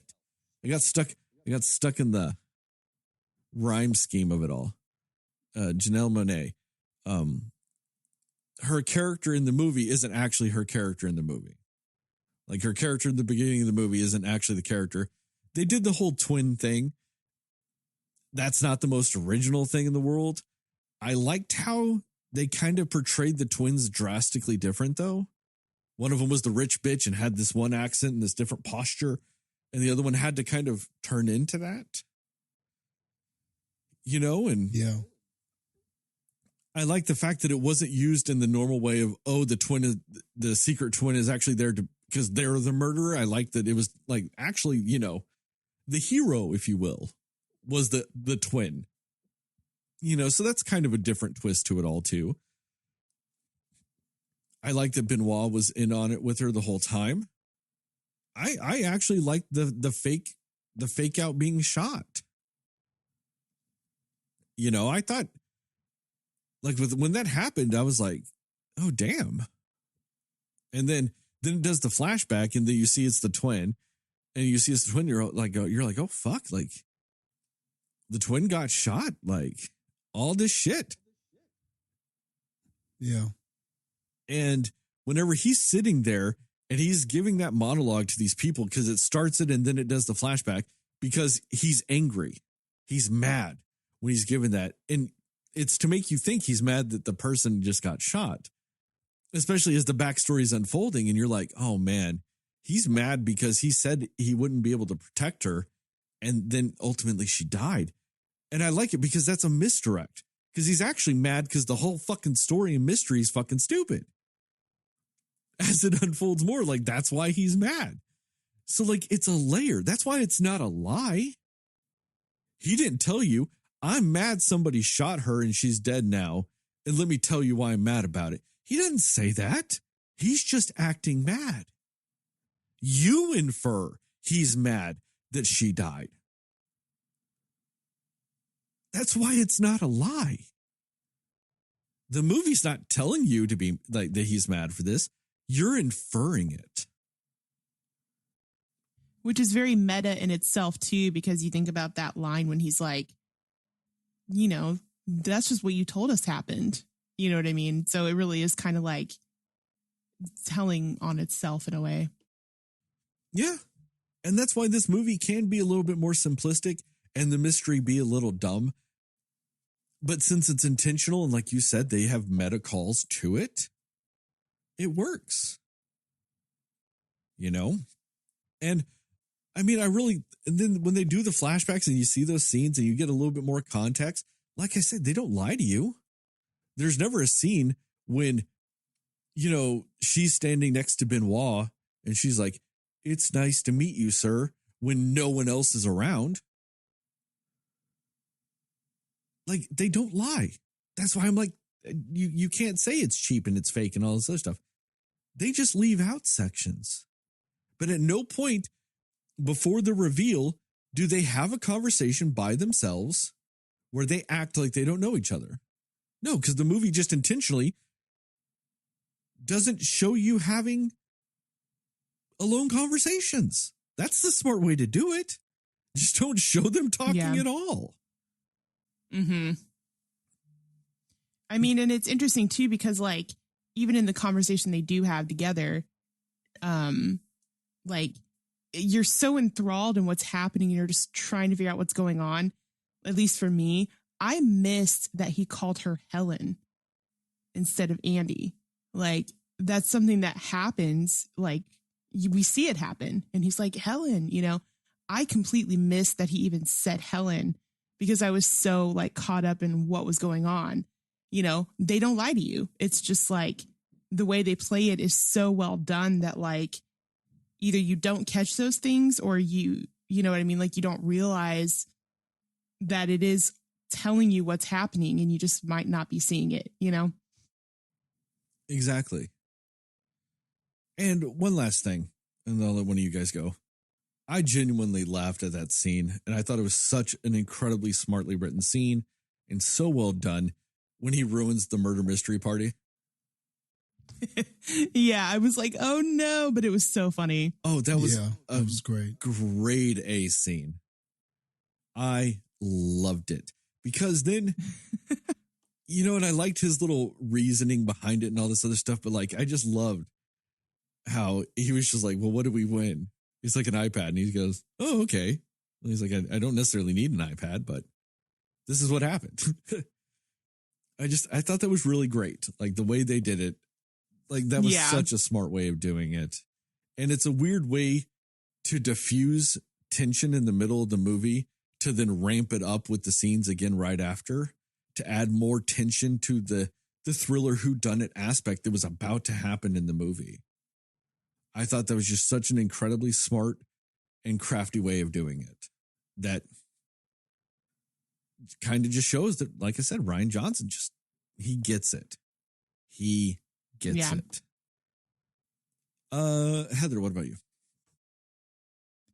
Yeah, no, I agree. And like also going into this, I appreciate that when I've seen the trailer for this movie and things like that, or the preview, I knew what the story was, but I didn't fully know what the story was about. Like it doesn't tell you everything. So it does leave that surprise element. Like when he ruins the game at the beginning, like you have no idea that's going to happen, but I also thought that Edward Norton's character was the one that was going to be dying. I thought they were going to play it as like, oh yeah, it's his murder mystery thing, but he actually gets killed. Like I thought that's what they were going to do with it. But this just did a step above where they just throw you off with who actually dies, like at least for me. I don't know if anyone else saw it coming, but yeah, I think, I don't know. And I totally agree about Janelle Monáe because she was acting just so on par with all these big hitters, all these big, great actors. She was just on the same level with it. And she was so good at both characters. She plays two people essentially. And she was so like superbly good at doing both of them equally as well. And yeah, I really loved her in this movie, and just, it was such a smart choice to make her that sidekick character like Ana de Armas was in Knives Out, because I mean, she killed it. She was so good in the role. And I also loved how they had just some really random cameos in this film. Like it was funny, but it's also like, it might be random, but you still like really enjoy it, like Ethan Hawke being in there for all of like 2 minutes. Hugh Grant, Josh Hartnett. Yeah. Josh Hartnett being there. Yeah.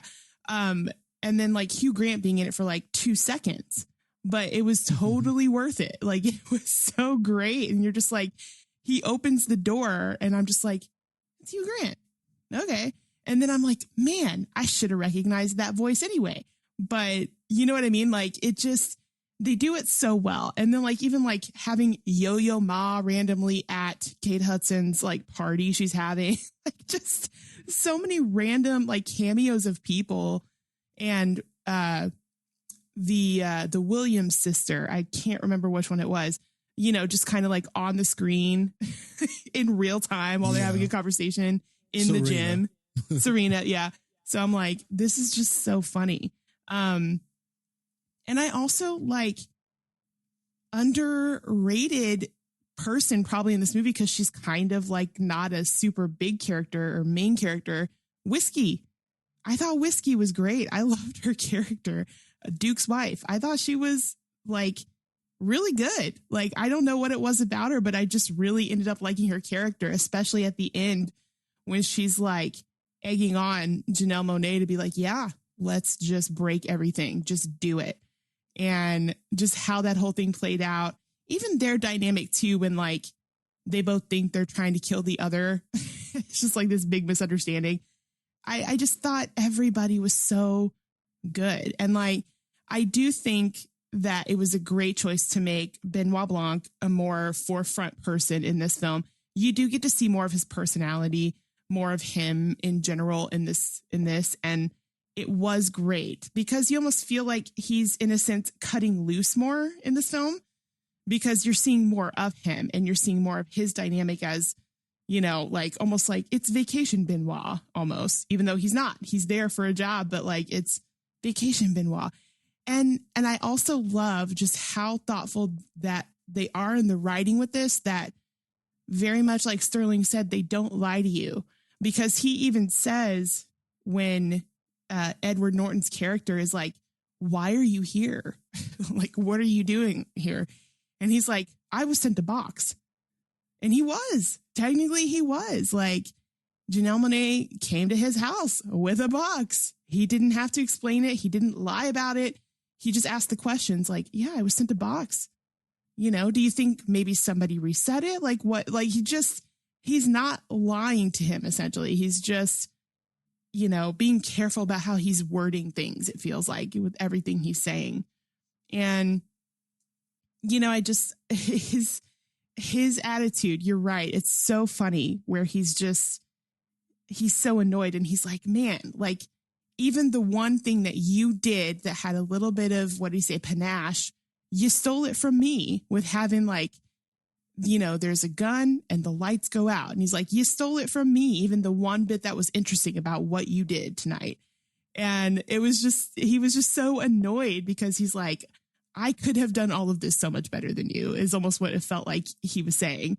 And yeah. And like that whole line where he's like, they figure out that Duke's drink had the pineapple juice in it. And that's how he died, because he's super allergic to pineapple.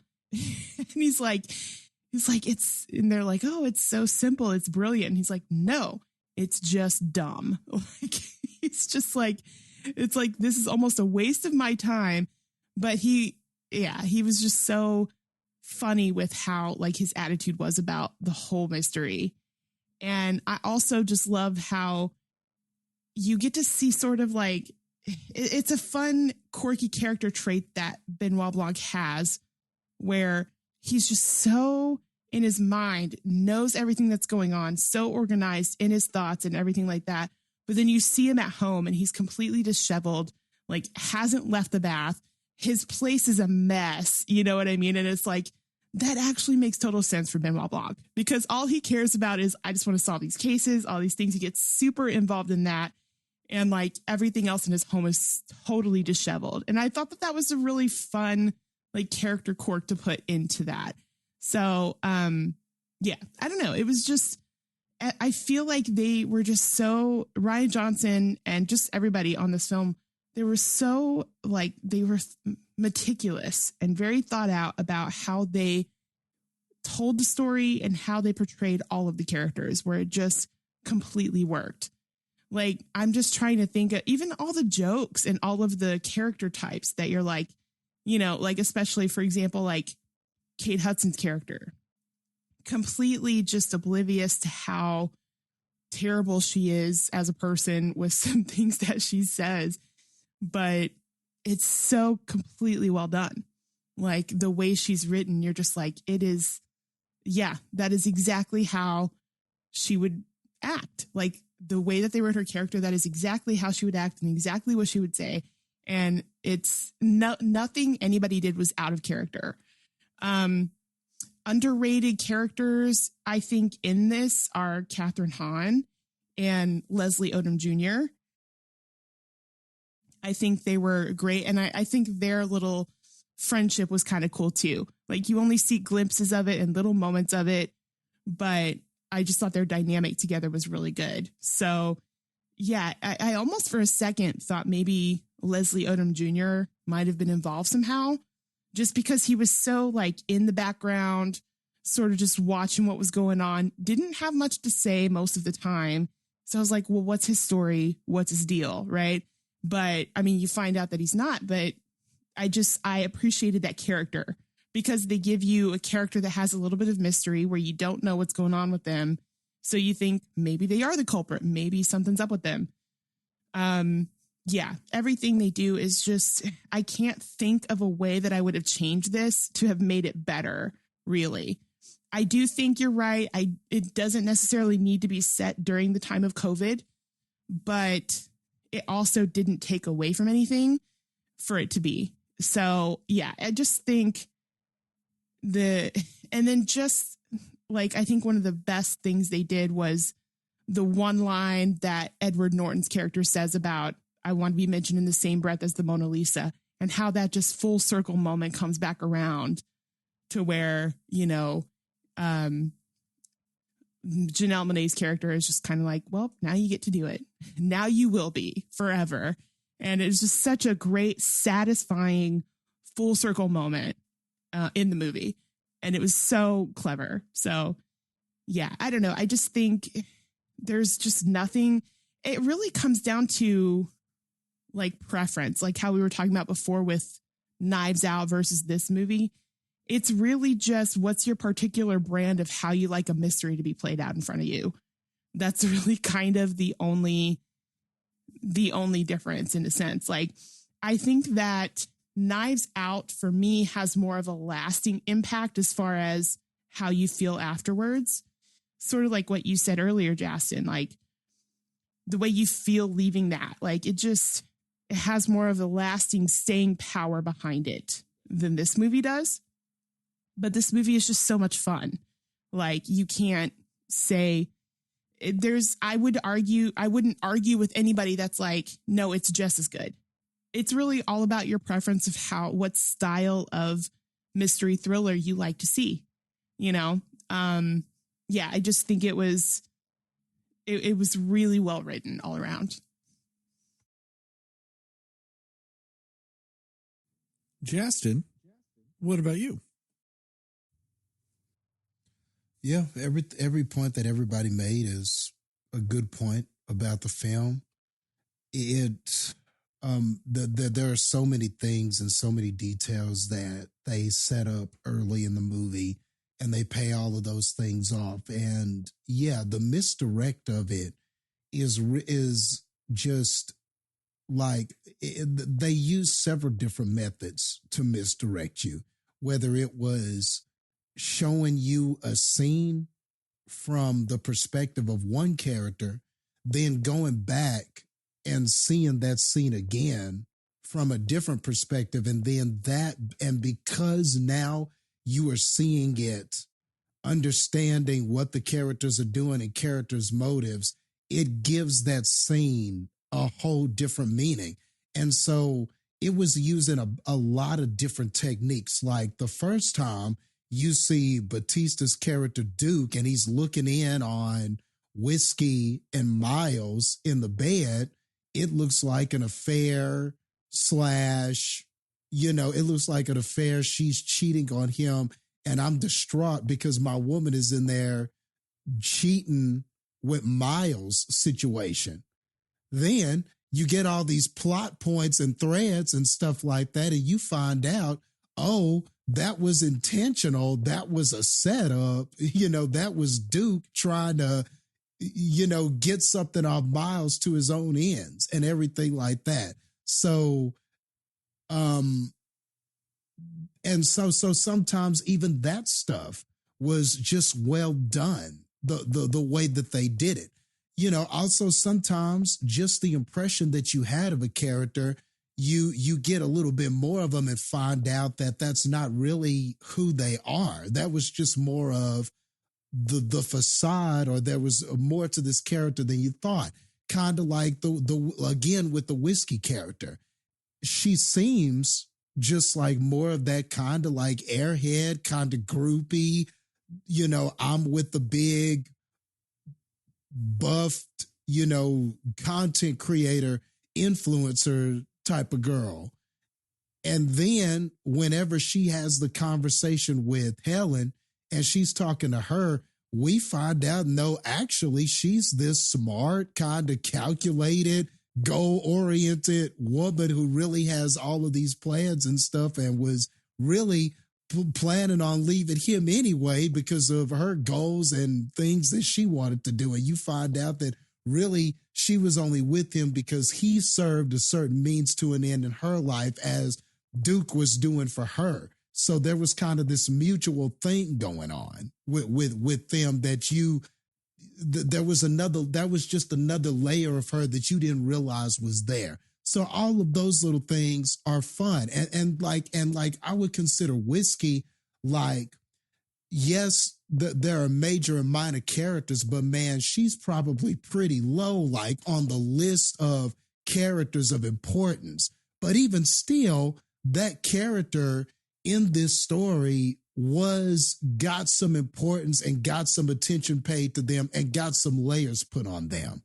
And it never felt like, oh, this is a useless character, or man, I wish they had maybe developed that character more, or oh, I wish that character could have got a little more to do.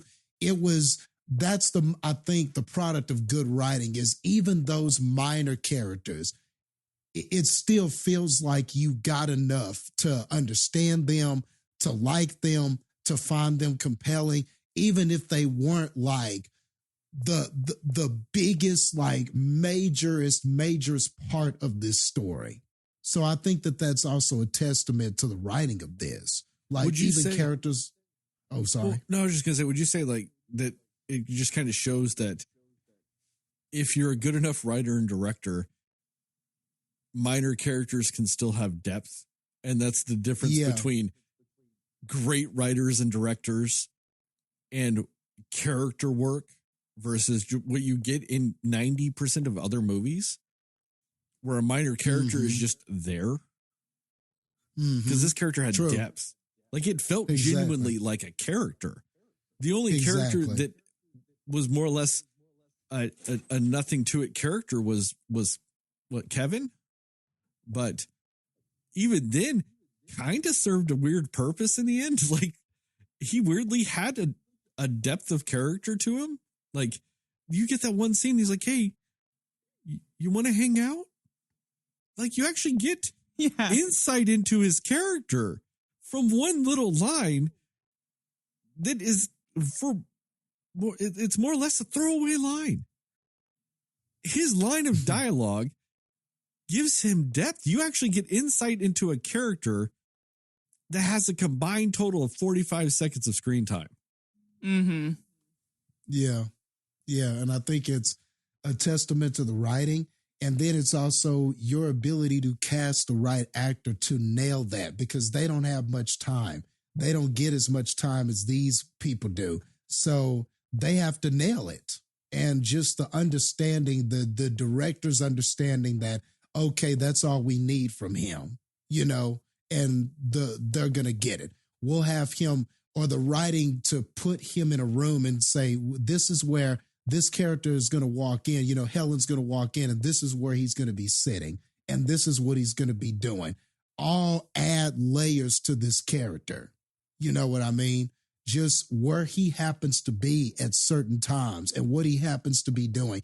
And then, just like y'all were talking about the scene at the end with him and Blanc, like, he was perfectly put in certain places, and all of that added depth to that character, even though it was a minor character. So I just thought that all of that was cool. And another interesting thing about Blanc, y'all said a lot of the things that I was going to say about him, so I won't spend too much time on him. But yeah, I love the performance by Daniel Craig. And one interesting thing about this too is that Heather, you were talking about him in that tub constantly, and his house is just so like messy and everything like that. And he kept saying that he wanted something to challenge him. He wanted something that was that could just test him, because he hadn't had a good case in a while, and he was looking for a challenge. And that plays into this too, because I feel like in his head, he wanted to make this a challenge. Like, he was trying so hard at times to make this a challenge that it's part of that whole thing about not seeing what's there in the middle of the onion and having to peel back. it was almost like the answer was there. Some of these things were there, and it was so dumb, but the way he would talk himself out of certain things, because I feel like a part of him wanted this to be more challenging, you know? Yeah. And so by the time he gets to the end and he's like, oh, you know, this, you know, you only did the lights out with the gun thing because I mentioned it to you and all of this kind of stuff. And just how like he was figuring it out, and we're like intrigued and going, oh man, okay, that's what that was. That's what that was. And we're thinking about the movie. But I love the state that his character was in, the disappointment, because he so wanted this, and they planted all those seeds at the beginning. He so wanted this to be like this just mind-blowing case that really tested him. Yeah. You know, and I like that the experience for us, you know, what was fun and challenging and things like that. But I like how for this character, it felt so beneath him, but they found a way to tell a compelling story and still have our protagonist feel like that, which I think is neat. You know, that's just really neat.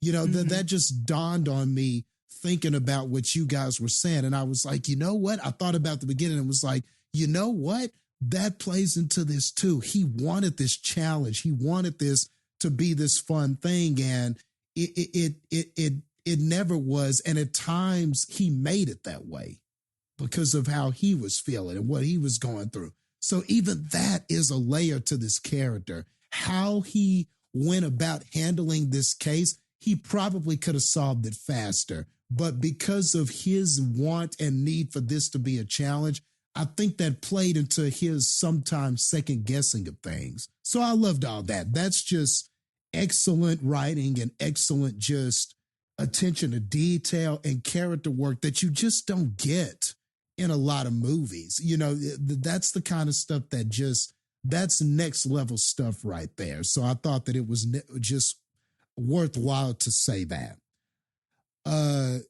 Janelle Monáe, like, I can't speak enough about her performance in this. Whether she was playing Andy or the twin sister Helen, like Sterling was saying, just the nuances of those two people and how the different voices, and because we're going from flashbacks to present and stuff like that, the challenge of being of looking the same, but having to act a certain way in such a way that you have to be believable that, okay, now I'm Helen trying to play my dead sister, Andy. Like that sounds like, okay, you're just playing a twin. Okay, whatever, you're twins. It's that sometimes that, I guess that could sound like an easy thing where you're playing two people that look the same, but when when a director and the writing demands for you to play two people that look the same, but they have to be totally different accent, different voices, have different reactions throughout the telling of this story, in the flashbacks, in the present day, everything like that. She just nailed everything. She was perfect. She just did this so well. And to do it next to some of these heavy hitting, big impact actors just says so much about her. And she was great at the end when she needed to be, okay, determined, Helen, I'm going to do this. I'm going to figure out how to get Miles, and I'm going to do this and destroy everything, and just everything they were doing with that. The music, the slow motion, her confidence in those scenes, and her like determination to get justice in those scenes. All of it was just great. It was palpable. It was believable. And that sort of face off that she had with Edward Norton's Miles, all of that was great, man. All of that was just great. She just was excellent in this. So I can't say enough about her performance and how enjoyable it was. So just wanted to get into that. And then really quickly about Batista, because we said a lot about him, but just didn't talk a lot specifically about this performance. What was neat about this performance was just all the layers that I think this character had, but that even though it wasn't all given to us in the narrative per se, I just love that Batista was able to portray that. I think what he's good at is he's this big, larger than life, like physically imposing type of person. But that man has a way of acting to where you know there's a vulnerability to this character. You know that this character has some insecurities. You know that this character is not everything that he is on the surface.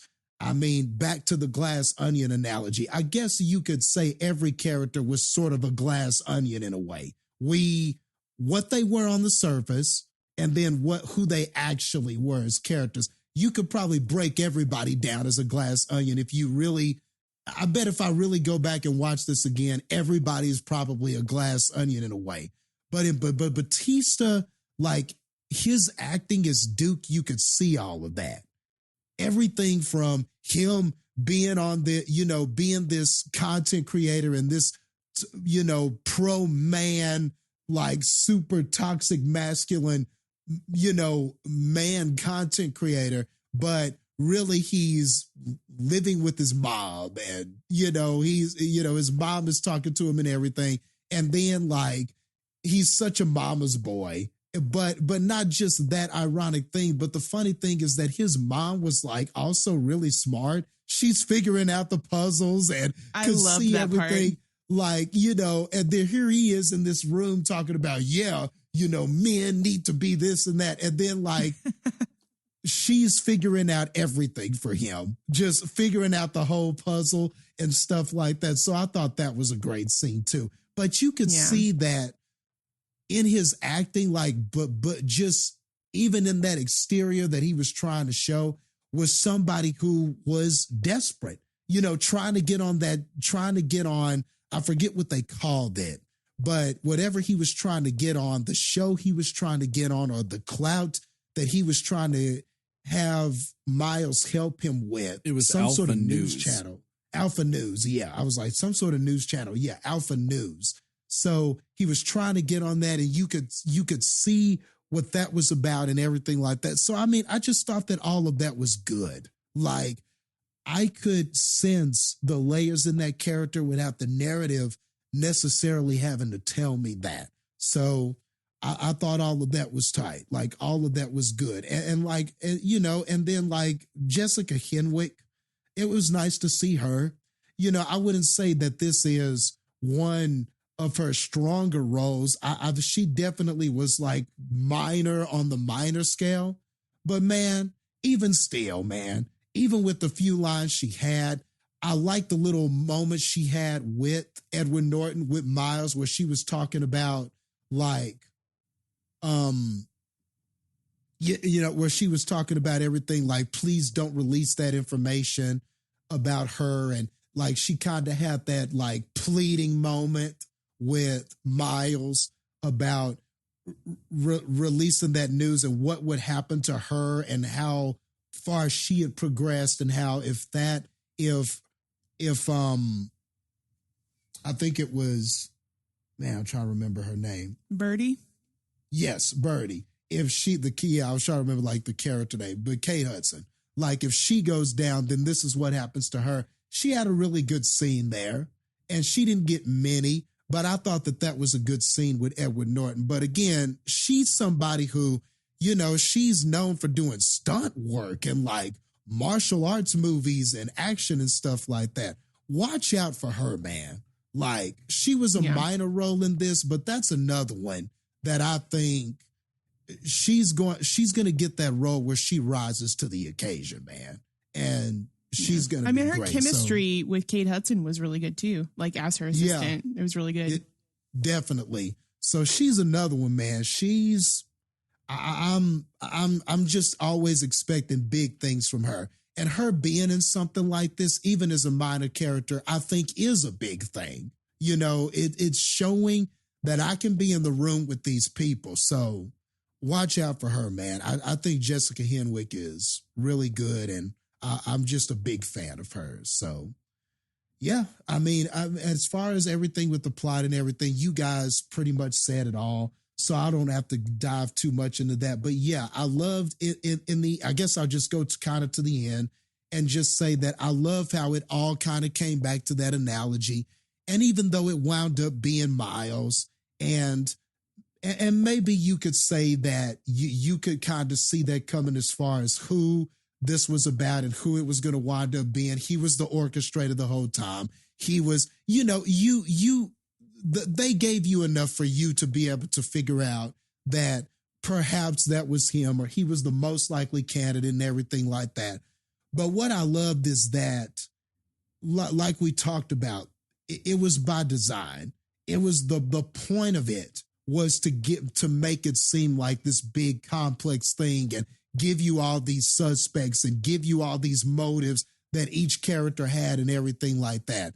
But for it to turn around and be him, maybe if you were expecting this big spellbounding answer, maybe I could see how, okay, they didn't really give me like the surprise factor like we did in the first Knives Out, but I just appreciated so much the execution of this. I like what Blanc, when he figured this out, I like how that character reacted to figuring it out. I like how figuring it out wasn't actually the solution. That was only part of it. Like they figured out who it was, but there was no way to convict him. There was no evidence. So it wasn't like you got to the end, figured out it was him, and then Blanc throws cuffs on him, and that's the end of the movie. You know, I think if it wasn't so well written, I think in a lesser movie, that just would have been the end. You know, oh, we figured it out.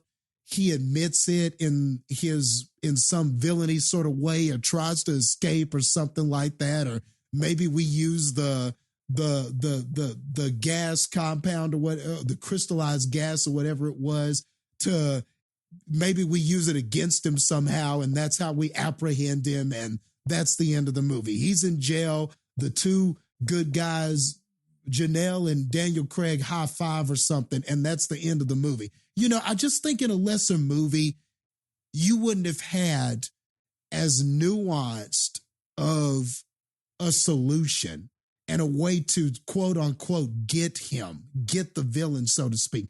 I just don't think it would have been as cool or as fun or as interesting as how this movie did it with the burning of the Mona Lisa and stuff like that. So even though figuring out the culprit wasn't like the grandiose moment of this, what they gave you afterwards, when you look at the totality of everything, finding out who the culprit was, and then the solution to getting the culprit in some sort of way, I think all of it works. And I wound up very satisfied with what I got. So it wasn't the same satisfaction of the first Knives Out, but it's on that same level, just in a different way. And different is not so bad. Not everything has to be as good as or equal to, or just, I don't always have to get the same feelings that I got in the first one. I mean, sometimes different is good. And I think this was a good different, you know, it was a good alternative to what we got in that first film. Well, to me, most importantly, it shows consistency. Like, it might not be the exact same quality or the exact same type of mystery or as complex of a mystery, but it just shows you know how to write a fucking damn good mystery either way. Yeah. Like, consistency is what matters at that point. Because with all that too, like, has everybody here seen Murder on the Orient Express or know the story? Yeah. Know the story, yeah. Okay. So I liked how this was kind of the opposite of it, because like Poirot at the end of Murder at the Orient Express is like, he knows everybody did it. And he's mad because I can't actually get justice because I know you all did it. I can't prove you all did it. I can prove each one of you did it, but that's not really justice. And all you have to do is point at this other little bit of evidence that proves somebody else did it, but nothing ultimately proves. So he's mad because he can't actually get justice at the end of it, because there's no way to do it. And I love how this is kind of a twist on that Benoit's just like, look, we can't get justice the normal way. And that he also can't, quote unquote, directly, openly condone alternative justice, if you will. So he just goes, hey, here's the stuff.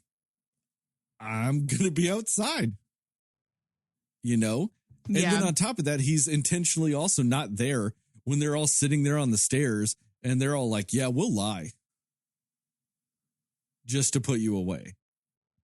And he's not that was there. a good touch. Because why? He knows it's a lie. He knew that so he's just not there because he can't say it's a lie if he's not there. You know what I mean? He can't say oh, these people are going to lie. He's not there because he knows how to play the system, even though he devotes himself to the system, because ultimately he does care about justice. He just makes sure that when he gets justice, it's the right way. Now, if somebody uses his information to get justice another way, that's not necessarily on him. He's just the facts, So I like it's that slight twist on, that Murder on the Orient Express thing, because that's also why that's my favorite Poirot story. And it's why it's also the most iconic one too, because it's this super complex, elaborate thing. They all did it and he knows it, but he's just like, I can't prove that. And if you all don't go down, there's no justice. If one of you goes down, but no one else does, it's still a miscarriage of justice because you all did it, And I love that. And I love that Benoit has the same thing, but he's slightly more pliable with it. And so I just kind of dig that. And also I looked it up. So the end of the movie, whenever he's like, whenever things exploding, Benoit says disruption. And then Daryl says, fucking A. And then they both take a hit of their respective smoking things. Yeah. So works I was like, out. okay, that's what it was. But yeah, there's just so many little things in this movie that still just kind of make it like this weirdly special thing. Well, I also enjoy too the fact that, in this world, Benoit Blanc is a very renowned detective. You know what I mean? Even Catherine Hahn's character was like, oh, you're the guy that solved the thing with the thing. And it wasn't just the Knives Out case. It was some completely different random case that had nothing. So it's he's just very well known for solving all of these crazy cases. And I just like that little small touch too of I'm not just going to reference the one other case that you've seen him do. You know what I mean? He is a well-known, really good detective all around. So. Yeah. And I like that because it ties into Knives Out because they knew he was a great detective in that too. Yep. So I like that there's a history built around him and there's a mythos and we're only getting parts of it because that adds to him being the same type of detective as a Poirot or a Sherlock Holmes or what's her name? Why can I not think of fucking Murder, She Wrote? Yeah. Angela Lansbury. Yeah, but what's her character? It's the actress, but I forget the name of the character. Oh my God, I've seen every episode. Why do I want to say show. it's Jessica something? I don't think that's it right. Is. Or you're right. It? It's Jessica. It's J.B. Fletcher. But yes, it's Jessica Fletcher. Yeah, where it's the thing where they've weirdly got this renown to them. And they're already famous by the time you start hearing their stories. And that's what I love about it is you just get into it when they've already been going. I don't want to see young adult fucking Benoit Blanc in college solving mysteries. I want him being a professional badass solving mysteries. Yeah. Yeah. Like, I don't need the backstory. Let's just keep churning out new shit. Anyway, you I guys agree. got any more thoughts about this one? No, I did. Like, I am glad that Jessa brought up Duke's mom. I meant to bring that up too. I loved that she was just like so casually solving this puzzle in the background. Like, it was so funny. Yeah. Yeah. No, I'm good. On that note, thank you guys for listening to this episode of the Cinema Slayers podcast. Check us out on the internet at www.cinemaslayers.com or Facebook, we're Cinema Slayers Podcast, or Twitter and Instagram, we're Cinema_Slayers, or Cinema Slayers Pod on TikTok, or at Cinema Slayers Pod on YouTube. Give us a 5-star rating and review. We'd really appreciate it. It really helps us out. Shout out to Plug Migo and Mundo Ochoa for our theme song and logos, respectively. Tell your family, tell your friends, tell your friends' family, tell your family's friends. And most of all, tell those dear sweet mothers, because dear sweet mothers love. I got to go Bautista this time. No, he's toxic masculinity. It's Benoit Blanc. All right. That was my next choice. Benoit Blanc. Just remember here at Cinema Slayers, we are pro slut and pro Sydney. Actually, isn't it? We are pro Sydney and pro. I don't remember what order it is. Either way, we are both those things. And as I always in these podcasts, these YouTube videos, and the TikToks, just remember, according to Justin, Moon Knight is a Best Picture winner.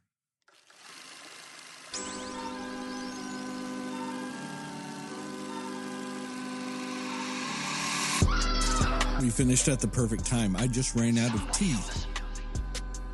Nope. Nobody knows anything but you. Oh, So, now you're making me want tea. Tea sounds good. as I teased earlier in the episode, they just came out with a new poster for Scream 6.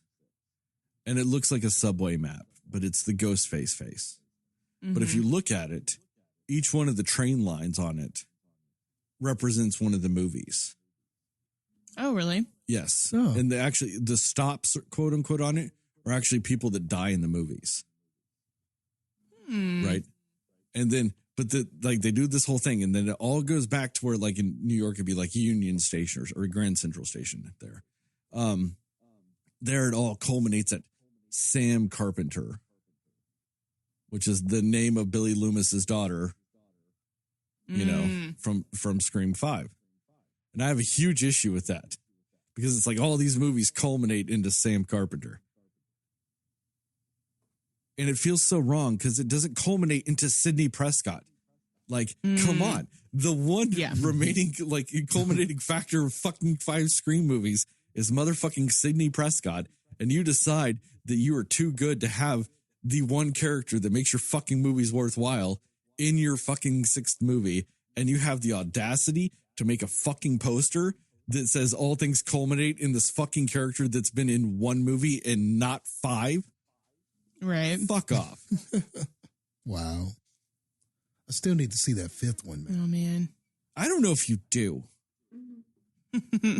Because she's not in 6, man. Like, I'm having real big problems with this. Yeah. And they think if they just move it to New York City, like, I know I'm kind of sounding like those guys from those fucking Picante commercials back in the day, where they're like, this salsa's made in New York City, and they're all, New York City. New York City. They think if they move it to motherfucking New York City, I'm going to just fucking forgive them for not having fucking Sidney Prescott in it? Yeah, it's your damn mind. Yeah. I don't care where you put this movie. You don't have Sidney fucking Prescott. You dicks. Yeah. Just saying. It's unforgivable. It is. Especially why. But yeah, the whole thing. Yeah. I'm just so distraught over that poster. Because I was looking over it and I'm reading all the names. I'm like, oh, that's kind of cool. But then, like I said, the fact that they all culminate at Sam Carpenter, I'm like, you motherfuckers. Because if they culminate at anybody, it's fucking Sidney Prescott. Damn it. I don't give a fuck. I don't care if she's not in the movie. You still show her the damn respect she deserves and you put her name on it. Just saying. very just, ugh. So bothered by this. All right. That's all I had to say. I just had to vent about that because we are pro Sydney. Damn it. Yes. Yes. All right, I'm out.